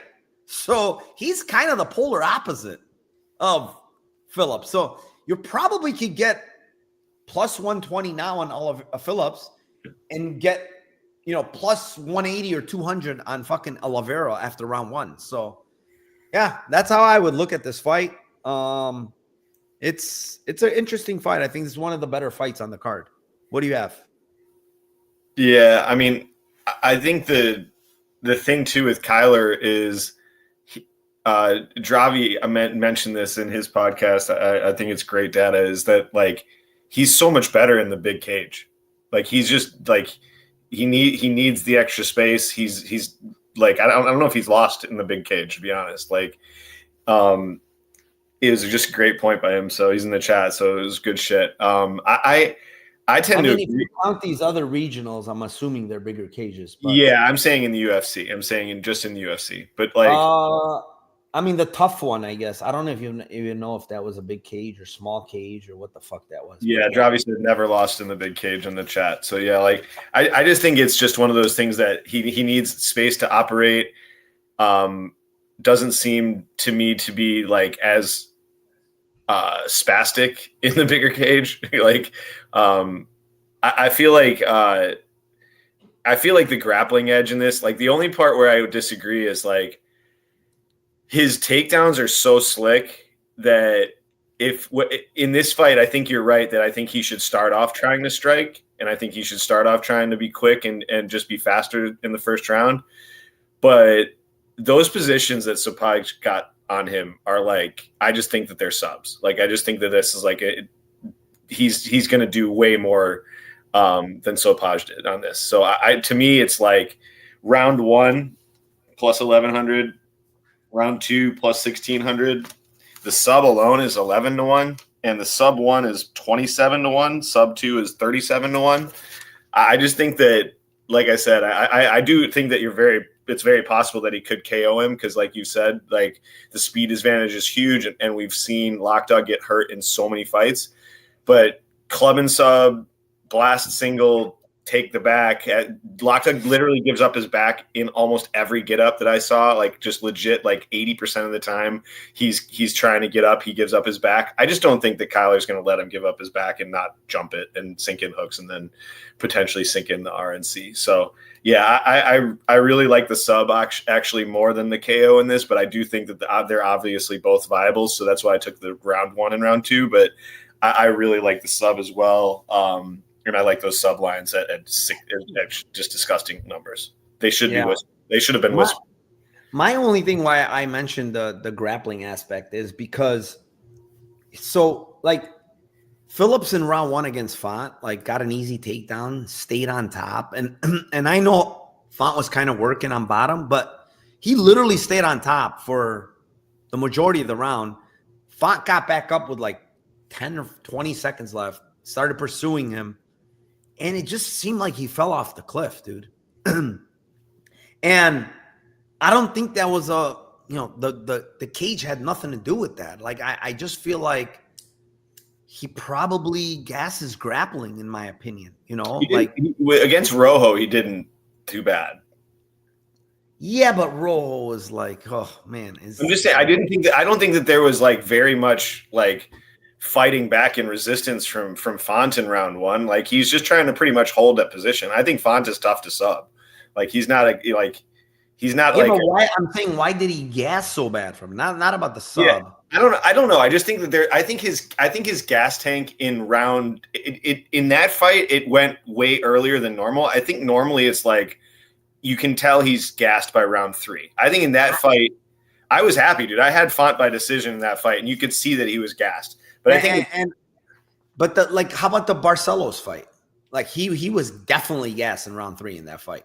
Yeah, but it's the same thing where it's just like I think that Barcelos is tough, like is throwing up resistance on the ground, and the fact that he even got him down is kind of shows like how good his takedowns are. Like I just feel like it's this situation where it's not going to be like, I'm not saying that Lockdog is like invincible or like his takedown defense isn't really good. He's physically strong, and obviously he did well against Ricky, but I just feel like how the striking difference and how quick he is will set up he just sets up his takedowns so well. Like that's where I feel like I just feel like it's not going to be as hard for him to get takedowns as it was for Ricky, because Ricky's just going to throw a big overhand to try to get a takedown, and then he gets in the range, and it's just like, what he's trying to do. Whereas Kyler could strike with you, and the next thing you know, he's blasting a single leg and he's pushing, and he's got you down. So The problem is you look at historically, he's like losing round 3 to almost everyone, like every single That's when he person. tires. Yeah, that's when he tires. And that's the thing. This is the fight. Round 1 is going to be Kyler. Round 2 is going to be Olivea, in my opinion, if he doesn't get finished, right? Or there's not finish. And then it's the round 2. Like, what happens in round 2? And the other thing is, like, if you watch the Nurmagomedov fight, right? I think one of the bigger mistakes that Nurmagomedov made in that fight, I think it is a very winnable fight for him. But he started to try to grapple, right? He started to try to grapple. He had some success, but then the thing with Olivea is he does get up. Like, he's not going to just lay there and not try to get up, right? And what ended up happening is Nurmagomedov started shooting more and more, and he was getting them stuffed now, and there were scrambles, and he was leaning on him more, and then Nurmagomedov gassed. Nurmagomedov's another guy that gasses in round 3 a lot. Well, I'm saying he gassed, but a lot of it was from the fucking grappling, And I guess part of it is from the pressure, right? They're trying to break pressure from Olivea with the grappling. And that's why I didn't honestly click Phillips. Is I'm scared of the like Phillips historically is not great against pressure fighters. He just isn't. Maybe the best one was Munoz, I would say, because he's kind of a pressure fighter, but like historically, hasn't done great. Like, I guess the Yadong Song fight, he did okay. He won that fight, but he was getting cooked in round 3 in that fight. Yadong Song was definitely. Font just walked him down. That's why I liked Font in that fight. Was he just walked him down and just jabbed him up. Yeah, and it was a huge. The other thing is the market is completely like. Dude, he was like minus 600. I went to that fight. I was there. He's minus 600 against Font, and now he's a dog to Olivea, which is fucking extremely weird line movement. But yeah, let's move on. We've killed this fight enough. Next fight number 10. It is in the lightweight division. It is the 23-19 Michael Johnson versus the 15-2 Daniel Zel Huber. Tim, I think this one's yours. Oh, actually, yeah, it is yours. What do you got for this one here with the old man Michael Johnson still doing it, man? Still doing it. 39 and still pumping through here. What do you have here? It's kind of weird, man. I think that Zel Huber for me is he's a tough guy to cap because I just don't know. Sometimes he comes out aggro. Other time he kind of stays at range and point fights. Other times he loses a striking battle where he does nothing to Trey Ogden. I think that Michael Johnson is still a guy that you can't really you can't trust at this age. And if you look at his record, he's probably like the best fighter ever with his record. Like, the dude has got some insane wins and dominant wins over fucking Hall of Famers or future Hall of Famers that you're like, he did what to him? Like, oh, he beat his ass. And then you're like, but then he lost to these guys. Like, yeah, it's pretty wild to see the difference in how great his wins are and how bad his losses are. But Zel Huber, to me, I just feel like he's got all the measurables. I think the speed of Johnson early might give him a little bit of trouble, but I think Zel Huber's got a good chin. And then I just think as Johnson starts slowing down later in the fight, I think eventually Zel Huber will connect on something and or potentially get like a concussed shot, and then Johnson just tends to just stick his neck in bad places just over and over and over and over and over. So I'll take round 2, round 3, plus 460, plus 650. I would lean KO, but honestly, I'd club and sub is just super, super live. So I'm not going to go crazy with that. But I just think round 2, round 3 are the best shots that I would take. Yeah, man. I kind of the same from what you're telling me. Like, I feel like the same in this fight. I'm looking at these odds. It's minus 650 Zel Huber, plus 475 Michael Johnson. I mean, this is a fight that Zel Huber should easily win, right? He's much longer. He's the younger guy by far. He's got the more arsenal on the feet. Like the problem for Michael Johnson is like strictly strictly hands, strictly boxing. And I don't think that game's going to work with a guy like Zel Huber, who has, very, very good kicking game. Explosive guy. I don't think he has the best power, I will say. I think he's more like a volume kind of guy. I don't think he has like huge power, even though he rearranged Prado's face. I don't really think Rivic's last fight. Oh, that was insane, dude. That was fight of the year. Like literally fight of the year. And yeah, so now, you look at this fight and he should easily beat. I mean, he's 13 years younger. He's longer. He hasn't been in all these fucking fights with, Johnson's knees. He always talks about his knees are fucked up and his elbows and this and that and the other. And he's still out here fighting, doing his thing. But, I just feel like he's gonna land some decent shots on Johnson. He's gonna kick him at will. But like one thing, and I went back and it's pretty funny with Michael Johnson, right? He's kind of like, if I told you Michael Johnson, you would think that he's kind of chinny, right? Like you would think that he gets knocked out, but it's really not the case. Like it's really not the case when you go back and look.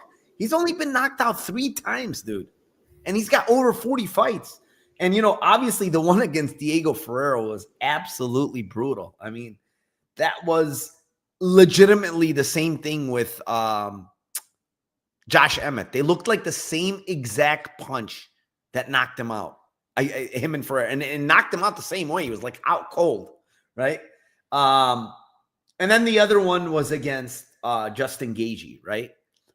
But like, think about like, I understand Ferreira's not the biggest hitter, right? He's definitely not the biggest hitter. But the other 2 guys, like they're pretty big hitters, they're big hitters.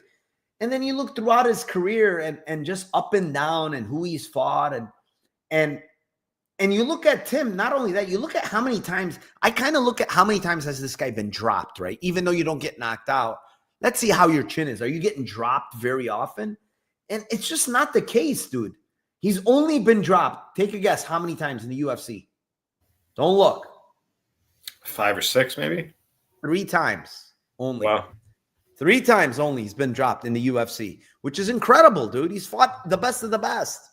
So I don't like the chin is, I don't think it's a big issue for Michael Johnson, honestly. I think his chin is still fine, and I don't think Zel Huber is like a nuclear hitter. So I don't think he has to worry. I think where he has to worry is maybe a head kick, right? Something like that, or he just destroys his legs, with calf kicks or something, or inside leg kicks. But outside of that, I just think it's a win for Zel Huber here. I think more than likely, I think it's a decision, honestly. And it's a used Toyota Corolla. I haven't had many decisions today, honestly. And this is the one I'm getting to at decision at plus 185. It's a shit line, but I think just Johnson's, he's got good striking as well. So it's not like Zel Huber can just come in and go crazy. Like he's going to get countered if he's not careful. Right. So, and he's very durable. Listen, Zel Huber is very durable as well. He's tough. He's been hurt. He's been wobbled, but the guy can survive. Like he knows how to survive. So, Zel Huber by decision for me, plus 185. Dravi says sub 2-3. Nah, no sub for me. I know people are saying front chokes and this and that. Like, I just don't think Johnson's gonna ever shoot in this spot. I think if Zel Huber hurts him, I just think he's gonna put it on him and finish him. I don't think Johnson's gonna shoot against this guy. I really don't. He's obviously been subbed a shit ton. And don't get me wrong, like Johnson's just, how many times has been subbed? 9. 9 fucking times. But like, see, this is the thing. Ankle lock, like that's a 20-20 against Moises. Like it's a low type of sub. The other one was Kimura, which was on top by Nurmagomedov. I mean, the last time he got front choked was 12 years ago against Reza Medadi by Adars. Yeah, he's been subbed as many times as Ferris Bueller has missed. Dude, there's a lot of holy cow. Another heel hook? How is this guy kept getting heel hooked? What the fuck is going on here? Did he fight Walter Walker twice? I don't know, but he's got heel hooked twice, dude. That's pretty funny. He got heel hooked 2 different times. Oh my God. Is that 3 different times? No fucking way. 3 times. This guy's lost by heel hook. We might have to play this guy by heel hook. He's been heel hooked 3 fucking times. What the fuck? That's pretty insane. I just looked at I'm gonna put money on it. 3 fucking times, bro. What the fuck? This I'm is checking competitions. I'm checking what the line is. Christ. I think we It's got gotta be insane. It's gotta be insane. Usually I guarantee you it's insane. It's usually 50-1 if it's not Walter Walker. It's at least 50. It might be more than 50-1, honestly. But that's fucking crazy. I just looked at that. He's been 50 heel hooked 3 times. 50-1. No, heel hooked 3 times. Oh man. He's also Anyways, got a calf slicer in his history. loss? Yeah, I saw that. Yeah. All right, let's move on. Fight number 11. It is in the featherweight division. It is the 19-9 Dan Ige versus the 36-8 Patricio Pitbull. I will kick this one off. Well, I bet Ige last time. I bet Pitbull last time. Pitbull. That was a tough matchup. Don't get me wrong. It was a tough matchup. But quite honestly, he looked slow, very low volume. He didn't do what I thought he was going to do. He didn't shoot much. He didn't grapple. Then in round 3, he tried to turn it up. He got dropped with a counter shot from, and he's been getting hurt a lot lately. He got KO'd pretty bad in Ryzen, even though it was up a weight class, short notice. He got hurt against Kennedy. It's kind of while he was kicking, and he got dropped. But man, Ige is a big hitter. Ige is a very, very, very big hitter. And the way Pitbull's been getting hurt lately, when this guy was one of the most durable guys, you know what I'm saying? I have to sprinkle fucking Ige KO, man. It's 340. It's just, after I think about it more, I watch more tape, I'm like, man, he's going to be live. And listen, the other thing with Pitbull is he likes to swing in the pocket, Tim. And I don't think, listen, I'm not saying Pitbull can hurt Ige too. He has power. But I think Ige is way more durable. Ige is going to be able to take the shots more than Pitbull, especially at this point in their career. Pitbull's 38. It's old. So, yeah, for me, it's just straight up KO. Plus 340. For me, that's how I see it. What do you have? Yeah, I posted the picture in Discord. I don't know if you saw it or not, but I did the meme or the GIF of the old Mike Tyson's Punch Out, and he's doing he walks up to the guy, and then I kind of see that here. I just feel like I just think it's a classic. Like Pitbull is going to overreact to how he fought the last fight, and everybody's shitting on him and being so passive and throwing like 5 strikes. Attempting like 5 strikes per minute and shit, and just being like, all right, well, now that was a tough matchup. I was at a speed disadvantage, size disadvantage. Well, now I'm going against a guy who's kind of my size. I'll be able to get into range better. I think he'll probably overcorrect here in this fight and get bonked. Yeah, I like the KO as well. If you want to get greasy, I think it could happen in any round, but yeah, KO is the play. I think could be any round, so I'm not going to even really say a round, but yeah, I like the 3.5 to 1 is good by me. Yeah, man. I mean, I think you're like one reason with Ige is like he can literally put you out with one punch. That's my thing. Is like as tough as Pitbull is, it could be very similar to the Ryzen where he just gets cracked in an exchange and he's going out cold. Because that's how he went out in that fight. I don't know what fighter. Do you know what fighter that was talking about Ige's power? And he was like, it's a well-known fighter, a really good fighter. And he was like, nobody's hit me harder. Oh, he hits harder. He hits harder than everybody. Yeah, I forgot who it was, but it was a popular fighter. Yeah, he has a ton of power, man. Look at how many look at how many knockdowns he has, man. Yeah, like, he knocked out Woodson, right? Then he knocked down Murphy. Then Diego Lopez. It doesn't show as a knockdown. I do think he hurt Lopez in round 3. He knocked out Feely. Bryce Mitchell. I was under assumption he dropped him, but it doesn't have a knockdown there. Then he dropped Landwehr. He finished Jackson. You know, he's got a lot of fucking knockdowns, this fucking guy, and KOs. So, I mean, at the end of the day, I think Pitbull is live to hurt Ige. And listen, on the money line, I will say I do think it's a little bit wide. You know, Ige historically is just not a minus 2XX guy. You know, his grappling is not great. He doesn't have the highest volume.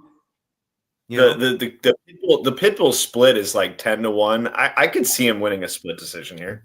Like I could. That's what I you know. I don't think Pitbull, that's terrible. Yeah. I mean, I think he can because you know Ige is not the highest volume guy. You know, he's looking for big shots. Neither one of these guys. Know what the problem is? Last fight against Woodson, I have no idea how 3 judges had a 2018 Ige.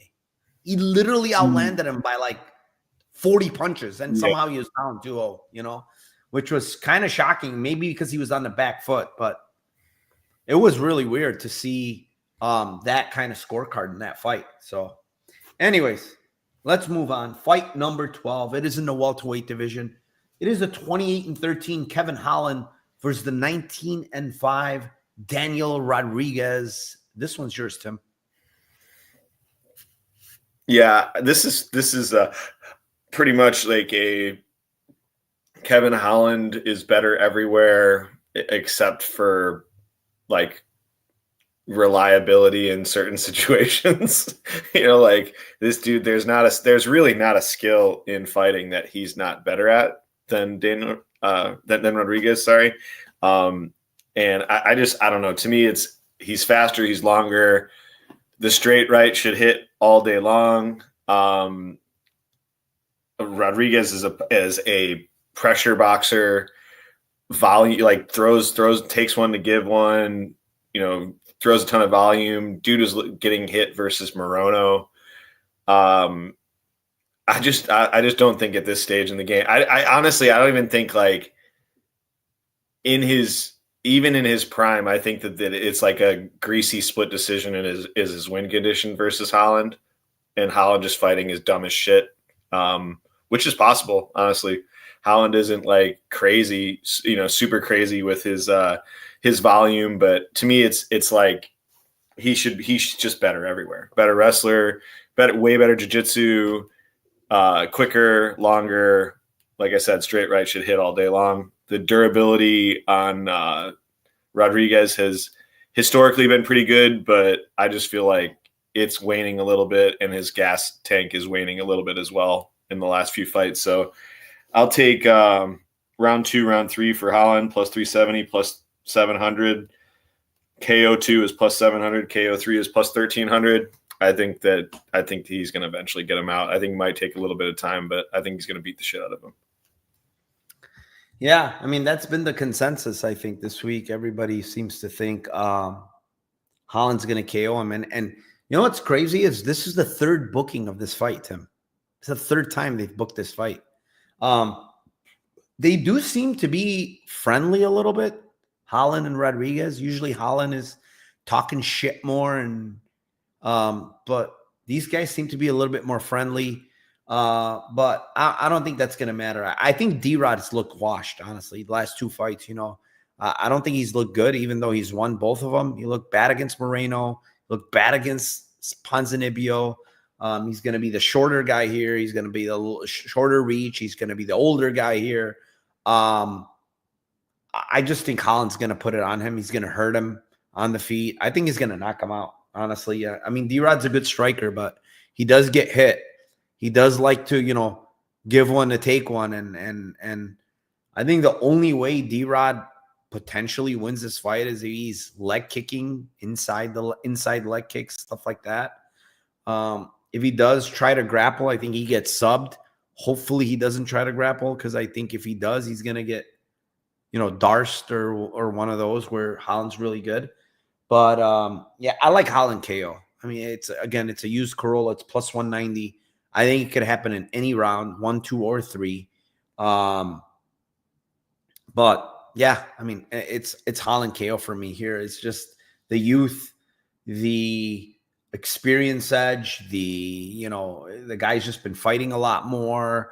This guy's an animal, man. Just an absolute animal. He wants to fight 2 more times. He said to the UFC, I want to fight 2 more times in 2025. And he's already at 4, Tim.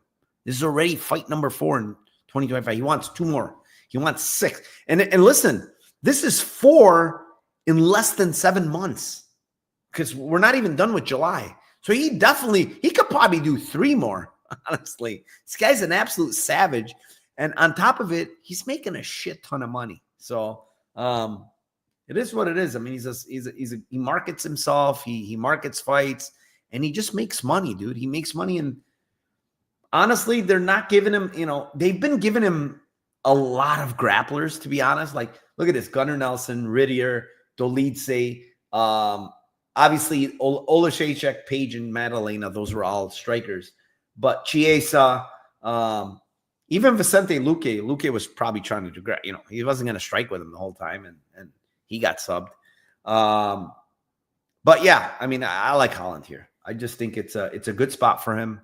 He should not lose the striking here whatsoever, and he's got way more power, way more pop, in my opinion. So, and he's way more durable. All right, co-main, Tim, 594 live viewers. Thank you very much to each and every one of you. Please do me one favor. Hit the like down below. If you haven't subscribed to the channel, please subscribe. We're at 2.93. So we're almost at 3K, Tim. We're getting there slowly but surely. And with that being said, co-main in the middleweight division, it is the 14-4 Paulo Costa versus the 14-3 Roman Copilov. This is a interesting fight from the aspect of, I think Copilov is way faster. I think Copilov is the better technical striker.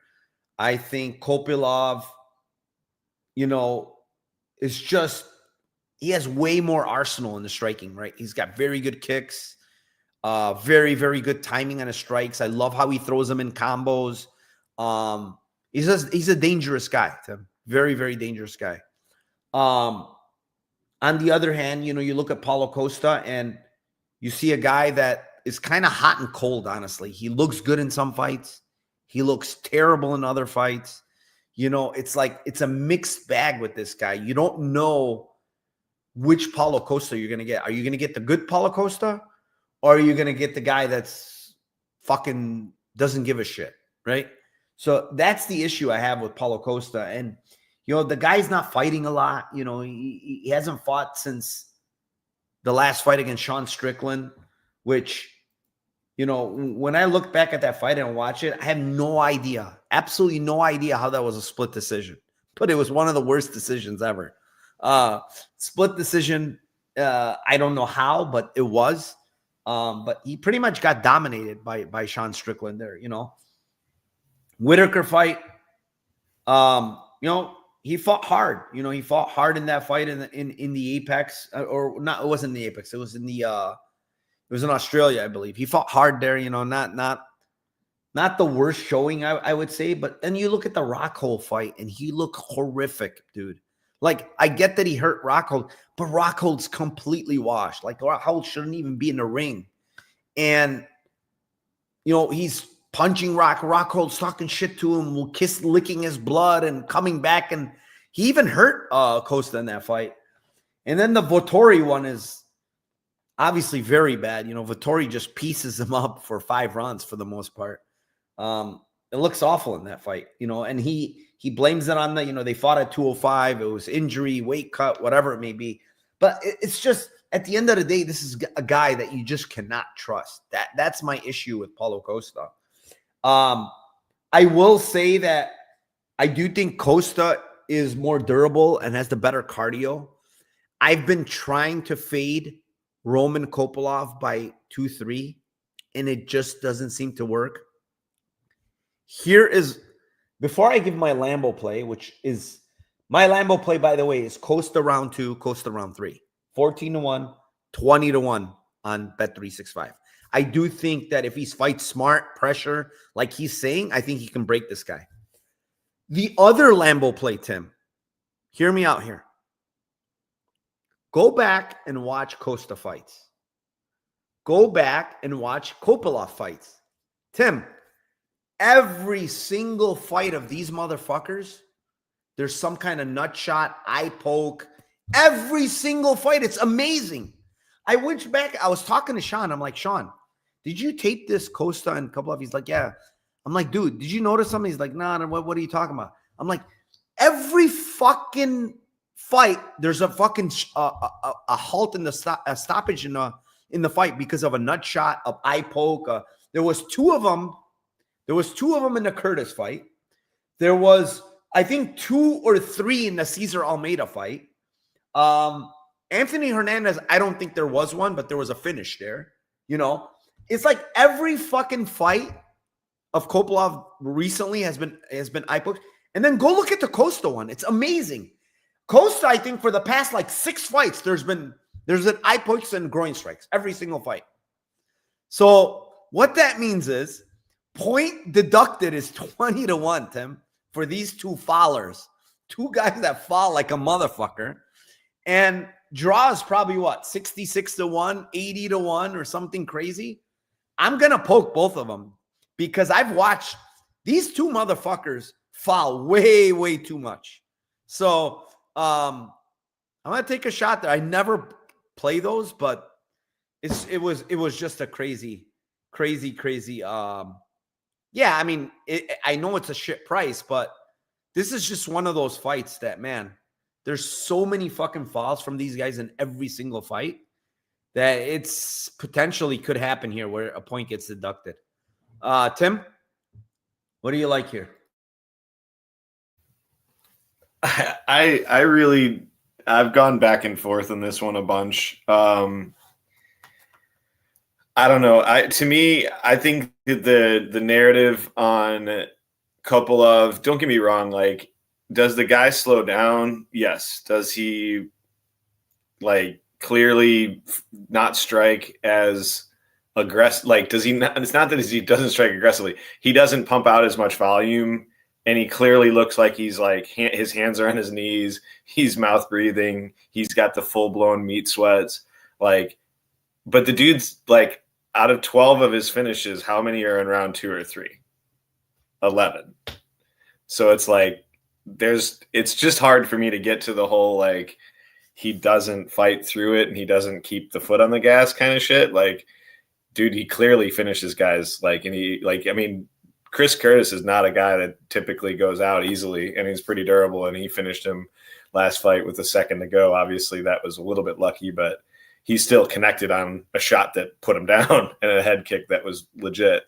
So I don't know. I had written down, honestly, Costa points, Costa split, but I don't believe in it as much as I believe in the round 2, round 3 KO for Copilov. So I'm going to switch my written down one here for Copilov round 2, round 3 KO here against Costa. I think that he could connect on the same type of strikes that he did against other fighters and finish Costa in round 2 or 3. I think that the strikes that he does aren't necessarily as clean as an Izzy, but I think that he could connect. So I'm going to switch that. God, I'll be so pissed if I don't get it with Costa here and he gets finished. I do think one of these guys gets finished, by the way. I will say, I think one of these guys get finished, but I think it's early Copilov, later Costa, in my opinion. But yeah, I mean, the thing is, in that Curtis fight, Tim, he was absolutely getting cooked in that fucking fight. And then there was 2 falls back to back. Curtis is the biggest bitch for fucking complaining. The one time, it wasn't even a bad shot, and he complained and waited for 2 fucking minutes to let Copilov rest. And then Copilov came out round 3 and just fucking, he had, it was in round 3. And then he gave him like a 2-minute break. He came out and had a ball of energy again. And he finished him. Why would you take a break, you dummy? Go at him. The guy was like literally breaking and he took a break. But Tim, I have a special guest here just popping up on the show here. I have to bring him in. I don't know where this guy came from. How did he get the link? I have no idea, but he's got special talents of just somehow getting in here. I don't even know how he got in here, but he came just in time for the main event. Pretty amazing, but he's a friend of mine.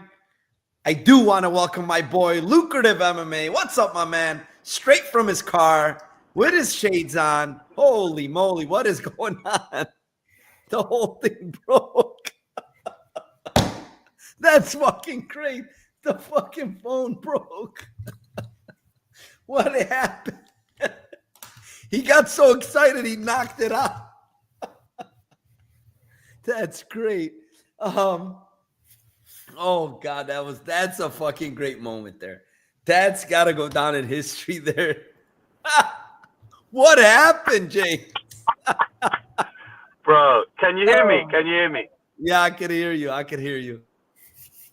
You guys can hear me? The connection's bad. I'm sorry, man. I tried to do a grandiose entrance. We've been speaking on the DMs. I told you I'm going to do my best to make it. I couldn't make it, but I thought, you know what? It's one fight left. I'm still going to come in. And then, I don't know what the fuck happened. My phone wants to fall, bro. So I'm in a foreign land with a foreign car, with a foreign phone. And yeah, I'm here though, boys. I'm here. I hope you guys are doing well. I hope it's been a fun show and I'm ready. Yeah, bro. Had some fucking bangers on this show, man. Had some bangers. I like some big long shots on this card, honestly. I think there's some spots that you can, obviously there's high variance spots, but I think that there's, there's spots where there's guessing games kind of on certain guys, where there's questionable cardio. There's just questions in general, honestly, on a lot of these fighters on this card that you can kind of play into that volatility of questions and play these big plus money props, on certain guys. So, So are you saying you're taking Valentin round 3 and Fugit round 3 parlay? So what I'm saying is exactly that. I have both of them. I have. So first of all, Fugit sub 2-3 is an absolute, for me, it's like you have to play it because of, watching Dulattov, I think he knocks him out in round 1 or subs him, right? I think he's too explosive. He's too fast for him. But just what if, right, Fugit survives the storm? The way Dulattov fights, he cannot do that for 3 rounds. I'm almost certain. So if this fight extends and Fugit is to get on top of this guy, right, it's going to get very hairy for this dude. And you're looking at like sub 2 and 3, bro. It's like 65 and 90 to 1. Like, how can I not play those lines? Ooh. Knowing that this guy, like just watching his tape, I don't need to see anything else. I could tell you just off his tape, this guy's not going to be well in round 3 if it gets there. He's just not. He's going to gas. You know what I'm saying? Though he fights like that in every single fight. It's not like he takes his time. No, he goes for the fucking kill. You know what I'm saying? And most likely he kills Fugit. That's the most likely scenario, right? But like Fugit is experienced. Yeah. Fugit's been in there with good guys, hard hitters like Morales, and survived till round 3. The difference is Morales, he's a lot more tame. He has better cardio, stuff like that, right? So that's kind of what I'm talking about, the volatile, right? It's volatile. He can get knocked out in round 1, or our bets can look really good in round 2 and 3. So, we're cooking. To be honest, like, no matter if people disagree with you, agree with you, if they agree but they're not betting it, one thing is for sure. You have to win one bet out of 89 to be profitable in that 90 to 1 odds range. And I can tell you right now for a fact that if you play that same bet in similar spots 90 times, you're going to hit more than one time. So I don't know if it's going to be this weekend, but I wish you luck. unless I want to play Dulattov round 1 submission at like plus 700, then I won't wish you luck because I'm kind of leaning that way myself. It's possible. He could club and sub him. He can. I could see a scenario where he hurts him on the feet and this guy shoots, right? Fugit does shoot and shoots into a front choke or something. It could definitely happen. Yeah. But yeah, and the other one is, obviously you mentioned it. It was Valentin. I think this guy has good ideas of what he's doing, this Goautier guy, but I think he's absolutely clueless on the ground, dude. He's fucking completely clueless. Like, there's nothing, no one can change my mind about watching this guy on his back, not knowing what to do, or even against the fence, dude. He was against the fence and he's like looking at his coaches. What should I do? How do I get out of here against that NATO guy? So, yeah, I don't think like Valentin's like some great wrestler or anything, but I think he's a dog. I don't think he's going to just quit. I think he's going to just have to get knocked out cold. It's probably going to be like a fucking uppercut because this guy has good uppercuts or knees up the middle, which is smart, right? He knows he's not very good on the ground and he throws them, So anyways, yeah, those were the two, which is funny. You mentioned that. I think those are volatile fighters, right? Two fighters that I think are green and, cardio is a question mark for one of them for sure, Anyways, main event, James. Best fight of the card, right? We know that. Everybody knows that. I think this is why this card was even made a pay-per-view, honestly, is because of this fight. And it's in the lightweight division. It is a 26-8 Max Holloway versus the 30-9 Dustin Poirier. I don't know if you've looked at the props on this fight or you have anything that you think that sticks out, but I'll let you go first unless you want us to go. I mean, no, I'll go. I will give you some props. I don't know the odds for them, but you can tell me the odds. They're going to be Lambo odds. I know that for a fact. So the specific numbers, maybe you could tell me. I can't bring them up right this second, but I played these against Justin Gaethje in the last fight, right? And I'm going to go back to the well here. It's Max, and I mean, I think a lot of people are going to do this as well. Max Holloway, submission round 3, 4, 5. So if you look, I mean, these are going to be in the 70, 80 to 1 range, I would assume. Maybe 30, 40s. Oh, wow. This is not shaking his head. Way higher. 20 to 1 for just. You're looking at 95 to 1, 100 to 1, and 120 to 1. Yeah, that's what I want. That's what I want. I got the same numbers against Justin Gaethje. And the reason I played him against Gaethje is because I thought that Max would be pouring on the volume, and shit can happen when he's pouring on the volume. He's got submissions in the UFC before. He's not foreign to the submission. He's got multiple attempts over multiple different opponents as well. Yair Rodriguez, Dustin Poirier in the second fight. Let's go back to that second fight. Round 4, I believe it was. Maybe round 3. I'm pretty sure round 4, but one of those rounds. 3, I think the end of the round. The Darce? Yeah. The round he clearly won, right? Yeah. Yeah, so Dustin is shooting, and he shot 8 takedowns in that fight. He's consistently shooting because he's being overwhelmed with pressure. Dustin does not like the pressure. At points, he's cowering up against the fence, getting beat up to the body, beat up to the head. He looks like he's fully gassed. I mean, the guy's a dog. He went 5 rounds and even won one of those later rounds. Maybe 2 if you want to be generous. And the judges were. But he's cowering because of the pressure, right? And what he does is he shoots him for a takedown to try and stop that pressure. He did it 8 times. Max Holloway locked up about 4 different front chokes over the course of the fight. But only one was a true submission attempt. It was the Darce choke. And I don't see why we can't be in a similar scenario in this fight. If Dustin says, I'm not going to grapple at all because I couldn't get him down last time. I think he got him down like 1 time and he didn't control him.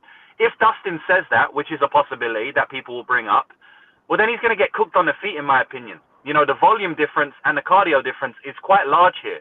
And people may disagree with that, but I don't know how you can see someone like Max Holloway, who has the significant strike record of the UFC history, and also watch their second fight and say that he doesn't have a big cardio and volume edge here. He does, right?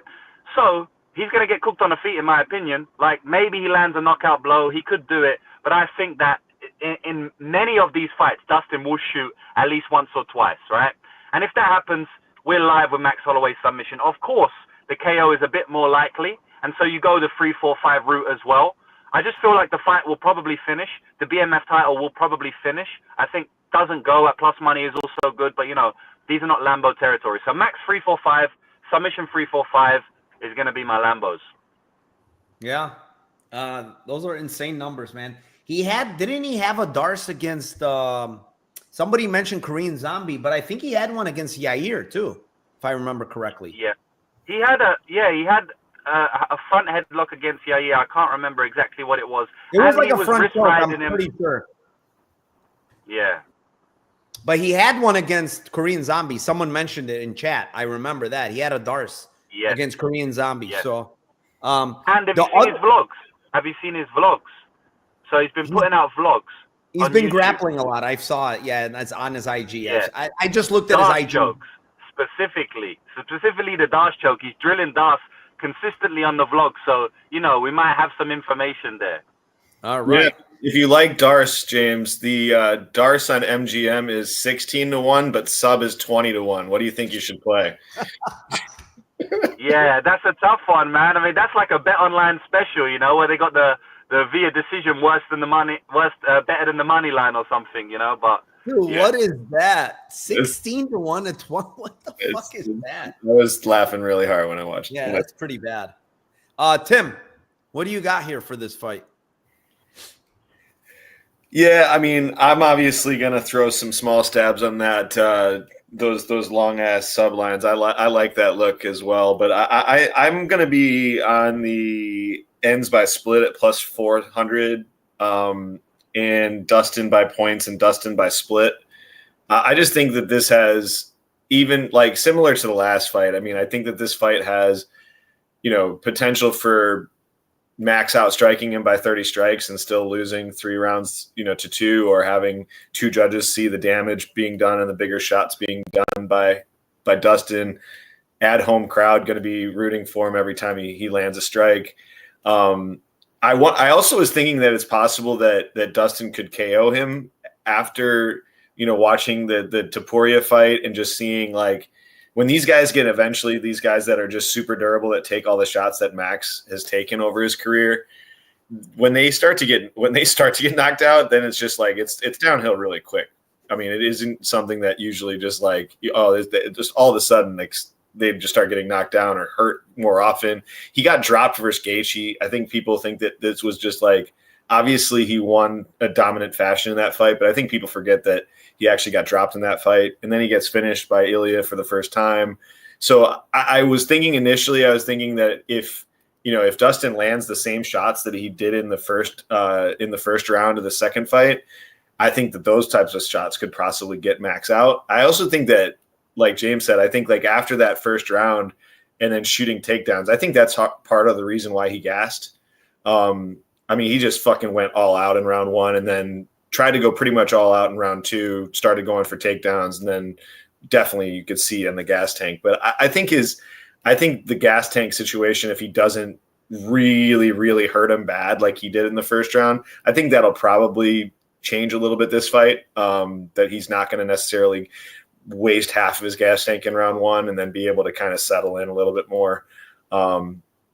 So yeah, I ended up on the ends by split just because I tend to think, like, you know, as we were talking about last fight with Costa and Copilov, like, there's always one judge that just watches a different fight in these 5-round fights, and just like you get Costa versus Strickland and you're like 49-46 Costa, and you're like 158 significant strikes for Costa on UFC stats. You're like, what fight did you guys watch? Like, that he didn't land 158 strikes, and this fight definitely isn't split. So I tend to think that these fights go split a lot if they go. So I like the end split the most, plus 400. I like Dustin points and Dustin split. Yeah, I mean, here's the thing with that second fight. I think that happened potentially why I think I like James's bet, the sub 345. I don't mind that at all, because the prices are just insane, right? Like, and Holloway's going to keep coming for 5 rounds. I do think that Poirier gassed himself out in round 1, man. Like, I really think, like, he threw 115 significant strikes in round 1. If you go back and look at the stats, that's when he hurt. He must have hurt Holloway like 3-4 times in that round, like 3 different times. And he was trying to finish him. And then he couldn't finish him. And then he fucking looked like he was death gassed after round 1. I mean, props to him for pushing through and everything. But yeah, I mean, I think that's part of the reason why I believe that he shot a lot. You know, with the pressure and the fact that he was gassed already, he shot a lot more. I don't think he's going to shoot a lot in this fight unless the same thing happens. It's possible. But he's probably on all the vitamins, dude. Like he literally looks career best in shape. Like, what the fuck is that? You're 36, you're retiring, yet you look like by far the best you've ever looked. And it's like, okay, you're on something. You're not going to get tested. He's probably like, who gives a fuck? They're going to test me? Yeah. Okay, what are you going to do? Suspend me? I'm not fighting anymore. Fine, suspend me. You know what I'm saying? Maybe he fights 2 years down the line. I don't know, after his suspension. But I don't think he cares.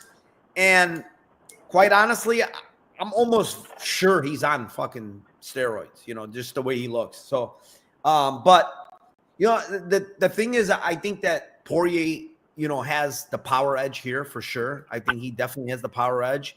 But, you know, Max is going to have the volume edge. So it's going to be one of those fights where it's volume from Max, but the power is going to be coming from Poirier for the most part. And the thing is he's at home, man. New Orleans, I think every fucking punch, people are going to be going crazy. Maybe it's going to influence judges. Maybe it won't. But at the end of the day, if these guys fought 10 times, I think it's a close fight 10 times. Honestly, it's just how I see this fight. It's just because they're 2 strikers. I think they're both good at striking. One guy clearly has more power. The other guy clearly has the volume, you know? So it's going to be one of those where how many times is, you know, Poirier going to buzz him or stun him where it's going to catch the judge's eyes and say, hey, you know what? Poirier landed the bigger shots. You know, we got to give him the round over the volume. So I think Poirier decision at plus, I think if fight goes, to be honest, it's plus 370. Poirier decision, his split decision is 10-1. It's just one of those fights where I think it's close. I think every time these guys fight, it's just stylistically going to be a close fight. You know, southpaw, orthodox.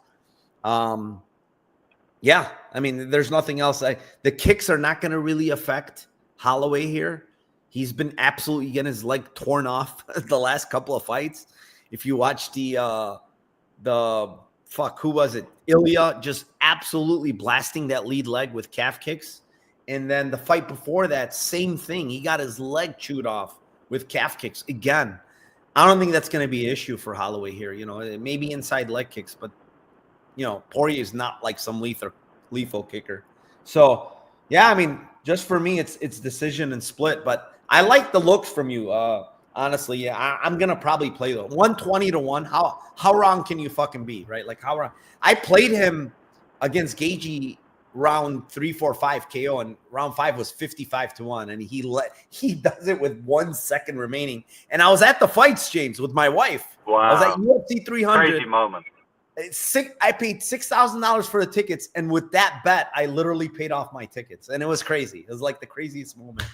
I was just like, unreal. What just happened with 1 second left? You know, like that's gonna happen like 1 in a million, like with 1 second left, where it's a knockout cold. You know, it's just not gonna happen. Yeah, it was crazy. He cashed those for us, man. He's a legend for that, bro. He'll always be a legend. He is definitely a legend. They gave us plus 1,000 for Max Holloway ITD. How crazy is that? Yeah, and he had him hurt. You know what was more fucked up? He had him badly hurt in round 5. No, in round 5, he had him badly hurt before that. And I'm like, oh, he's going to finish him off. I was like so excited. And then Gagey survived. I'm like, motherfucker, I'm done. I'm done. My bet loses now.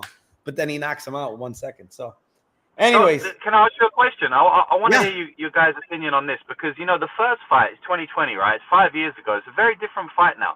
Like, I don't think it's going to be the same fight.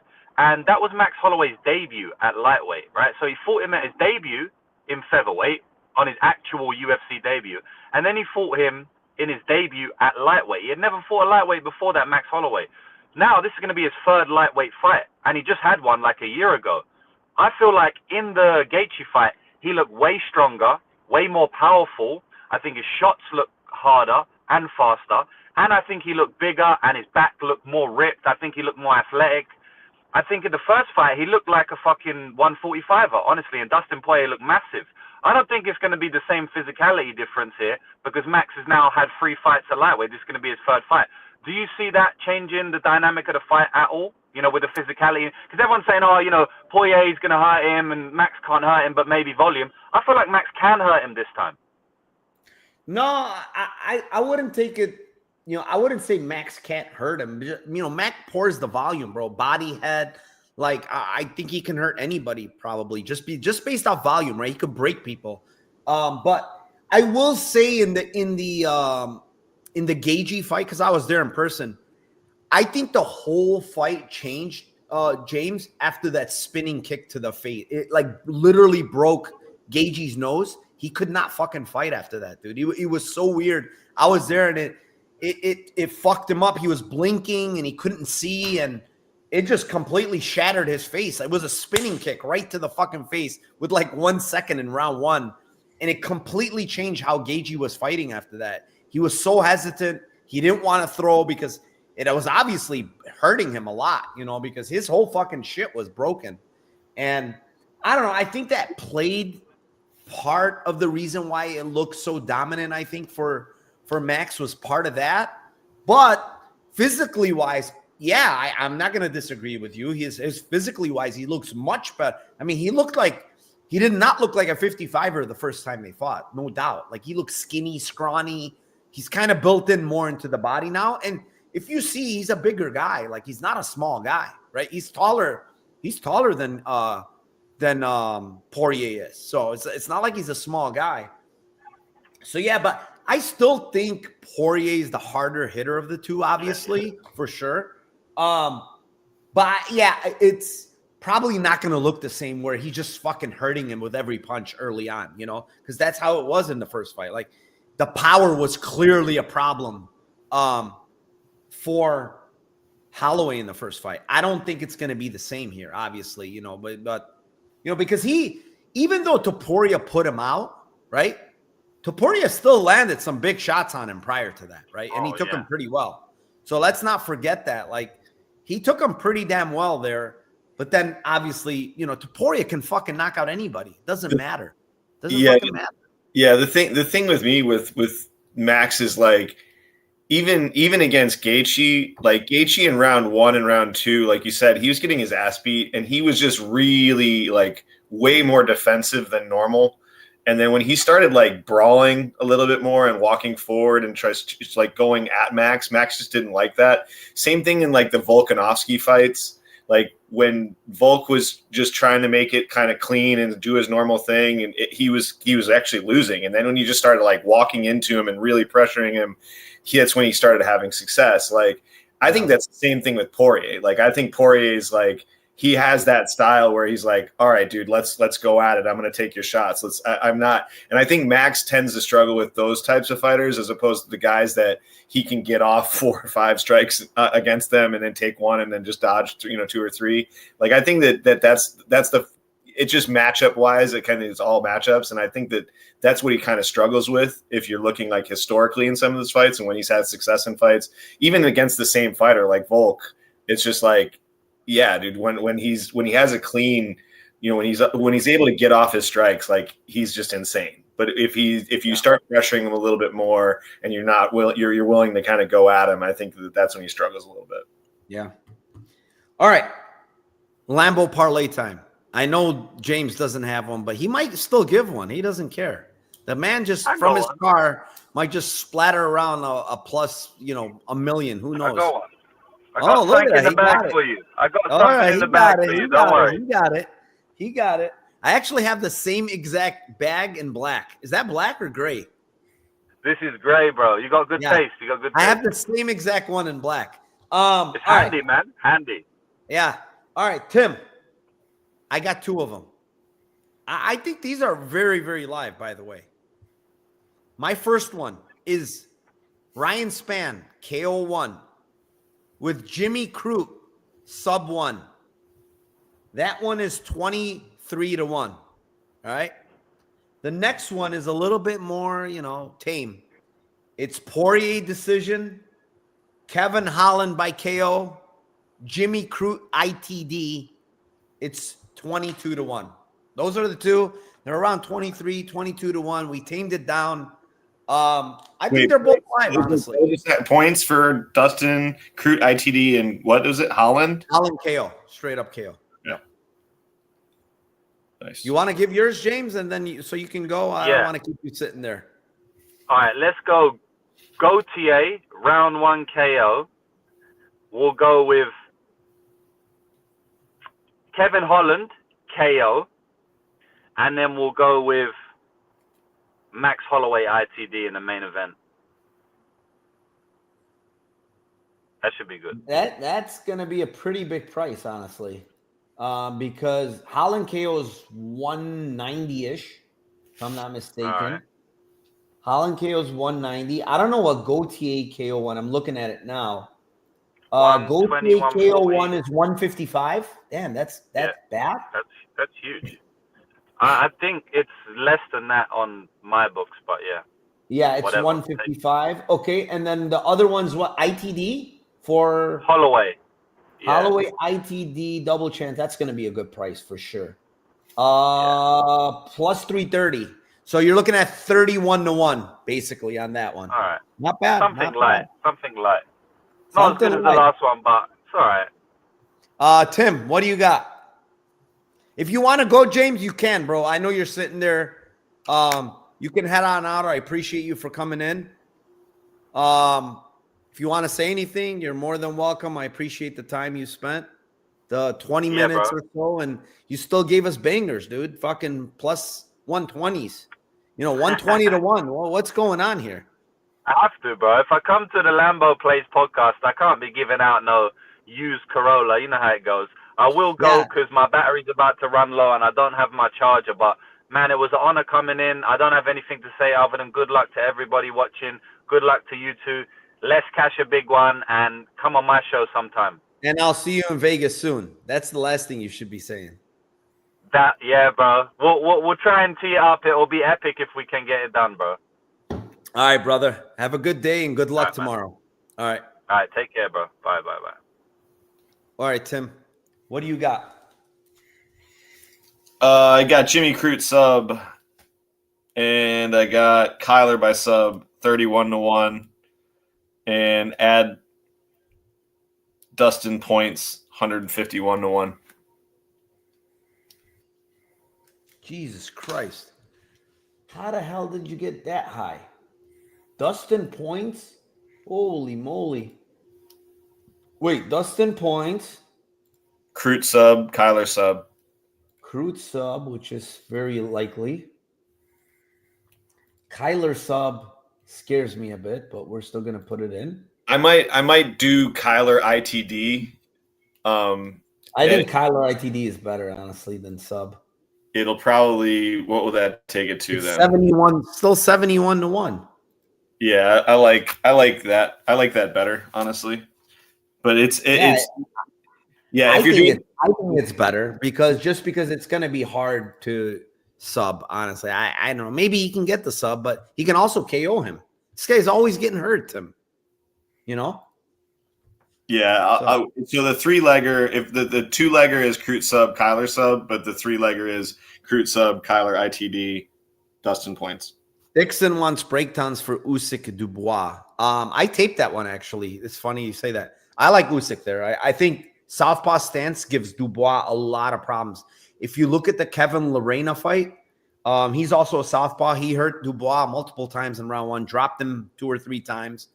He's also a southpaw. Dubois hasn't really faced many southpaws at all, And if you look at the first fight against Usyk, he just could not avoid the jab and the fucking straight left. He just did not know how to. He doesn't move his head, first of all, and second of all, Usyk is just a technician, bro. The footwork, the jab, the two, just way better. And quite honestly, when I watched a lot of Dubois fights, the fucking guy seems like a quitter to me, man. Like there's so many of these fights. I don't even know what happened in the Lorena fight in the 3rd knockdown. He just he didn't even get punched and just took a knee. I'm like, what the fuck just happened?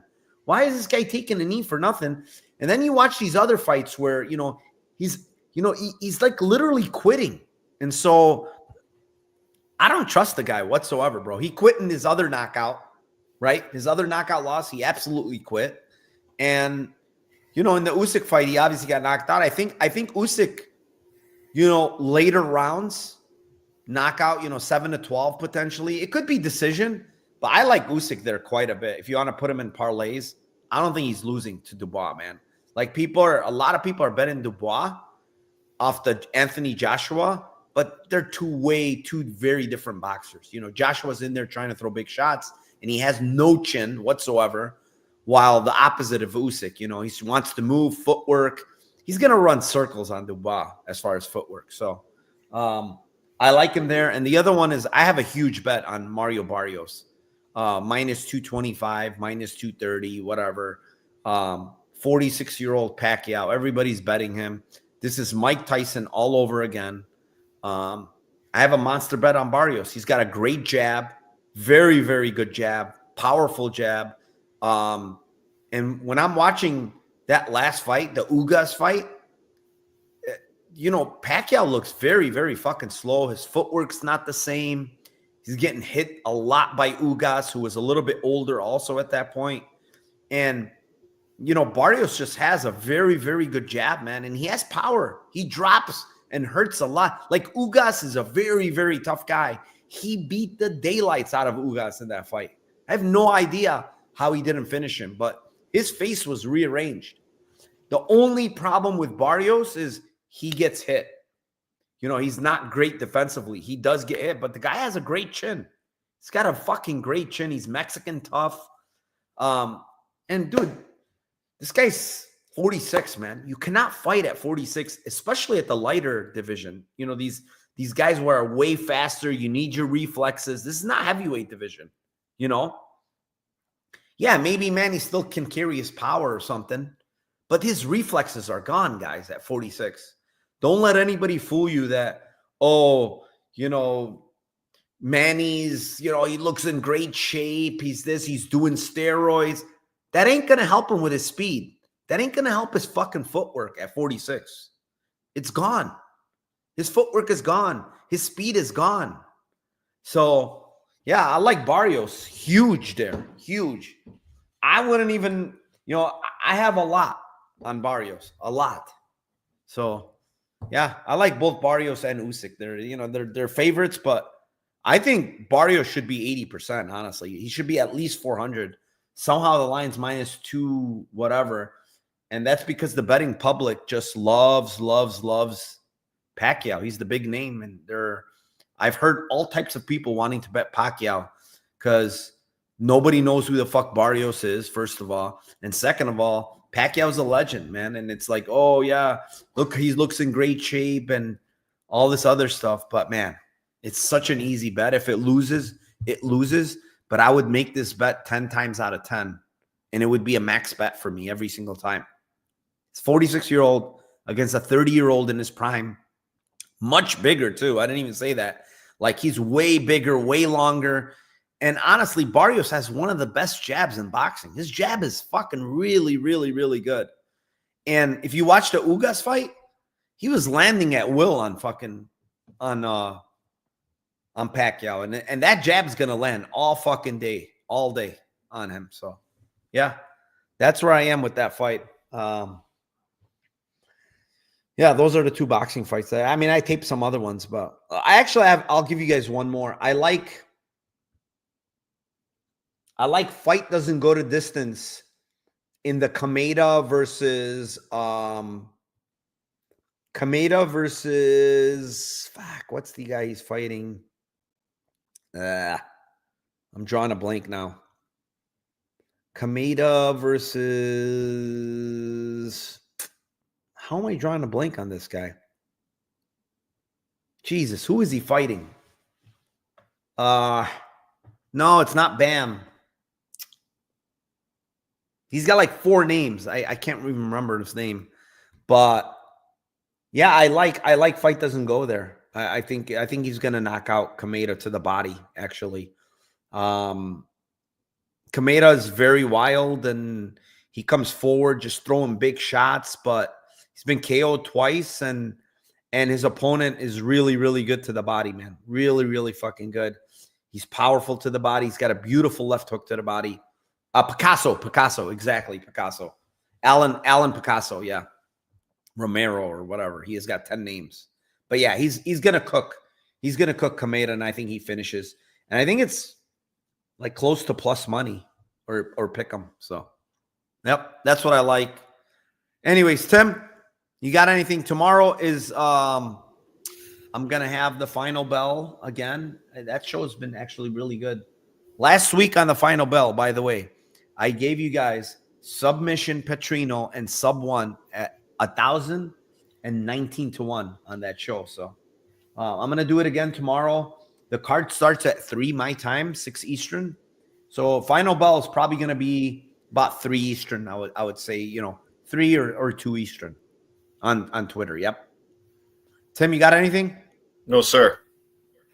No, Eblin parlay piece. No, I didn't tape that fight, honestly. I didn't tape it. Against Van Steenis. I think that card is awful. That I don't like that card at all. PFL just sucks, man. All right. Peace to everybody. 660 live viewers. Please hit the like, subscribe to the channel. And yeah, good luck tomorrow. Hope you guys crush it. My link is down below for my Discord. All my plays. Every week, dude, CLV up the ass, and somehow they lose, Tim. $2, $3, doesn't matter. CLV doesn't pay the bills. Anyways, take care, everyone. Good luck. And let's cash those tickets for UFC 318. Later.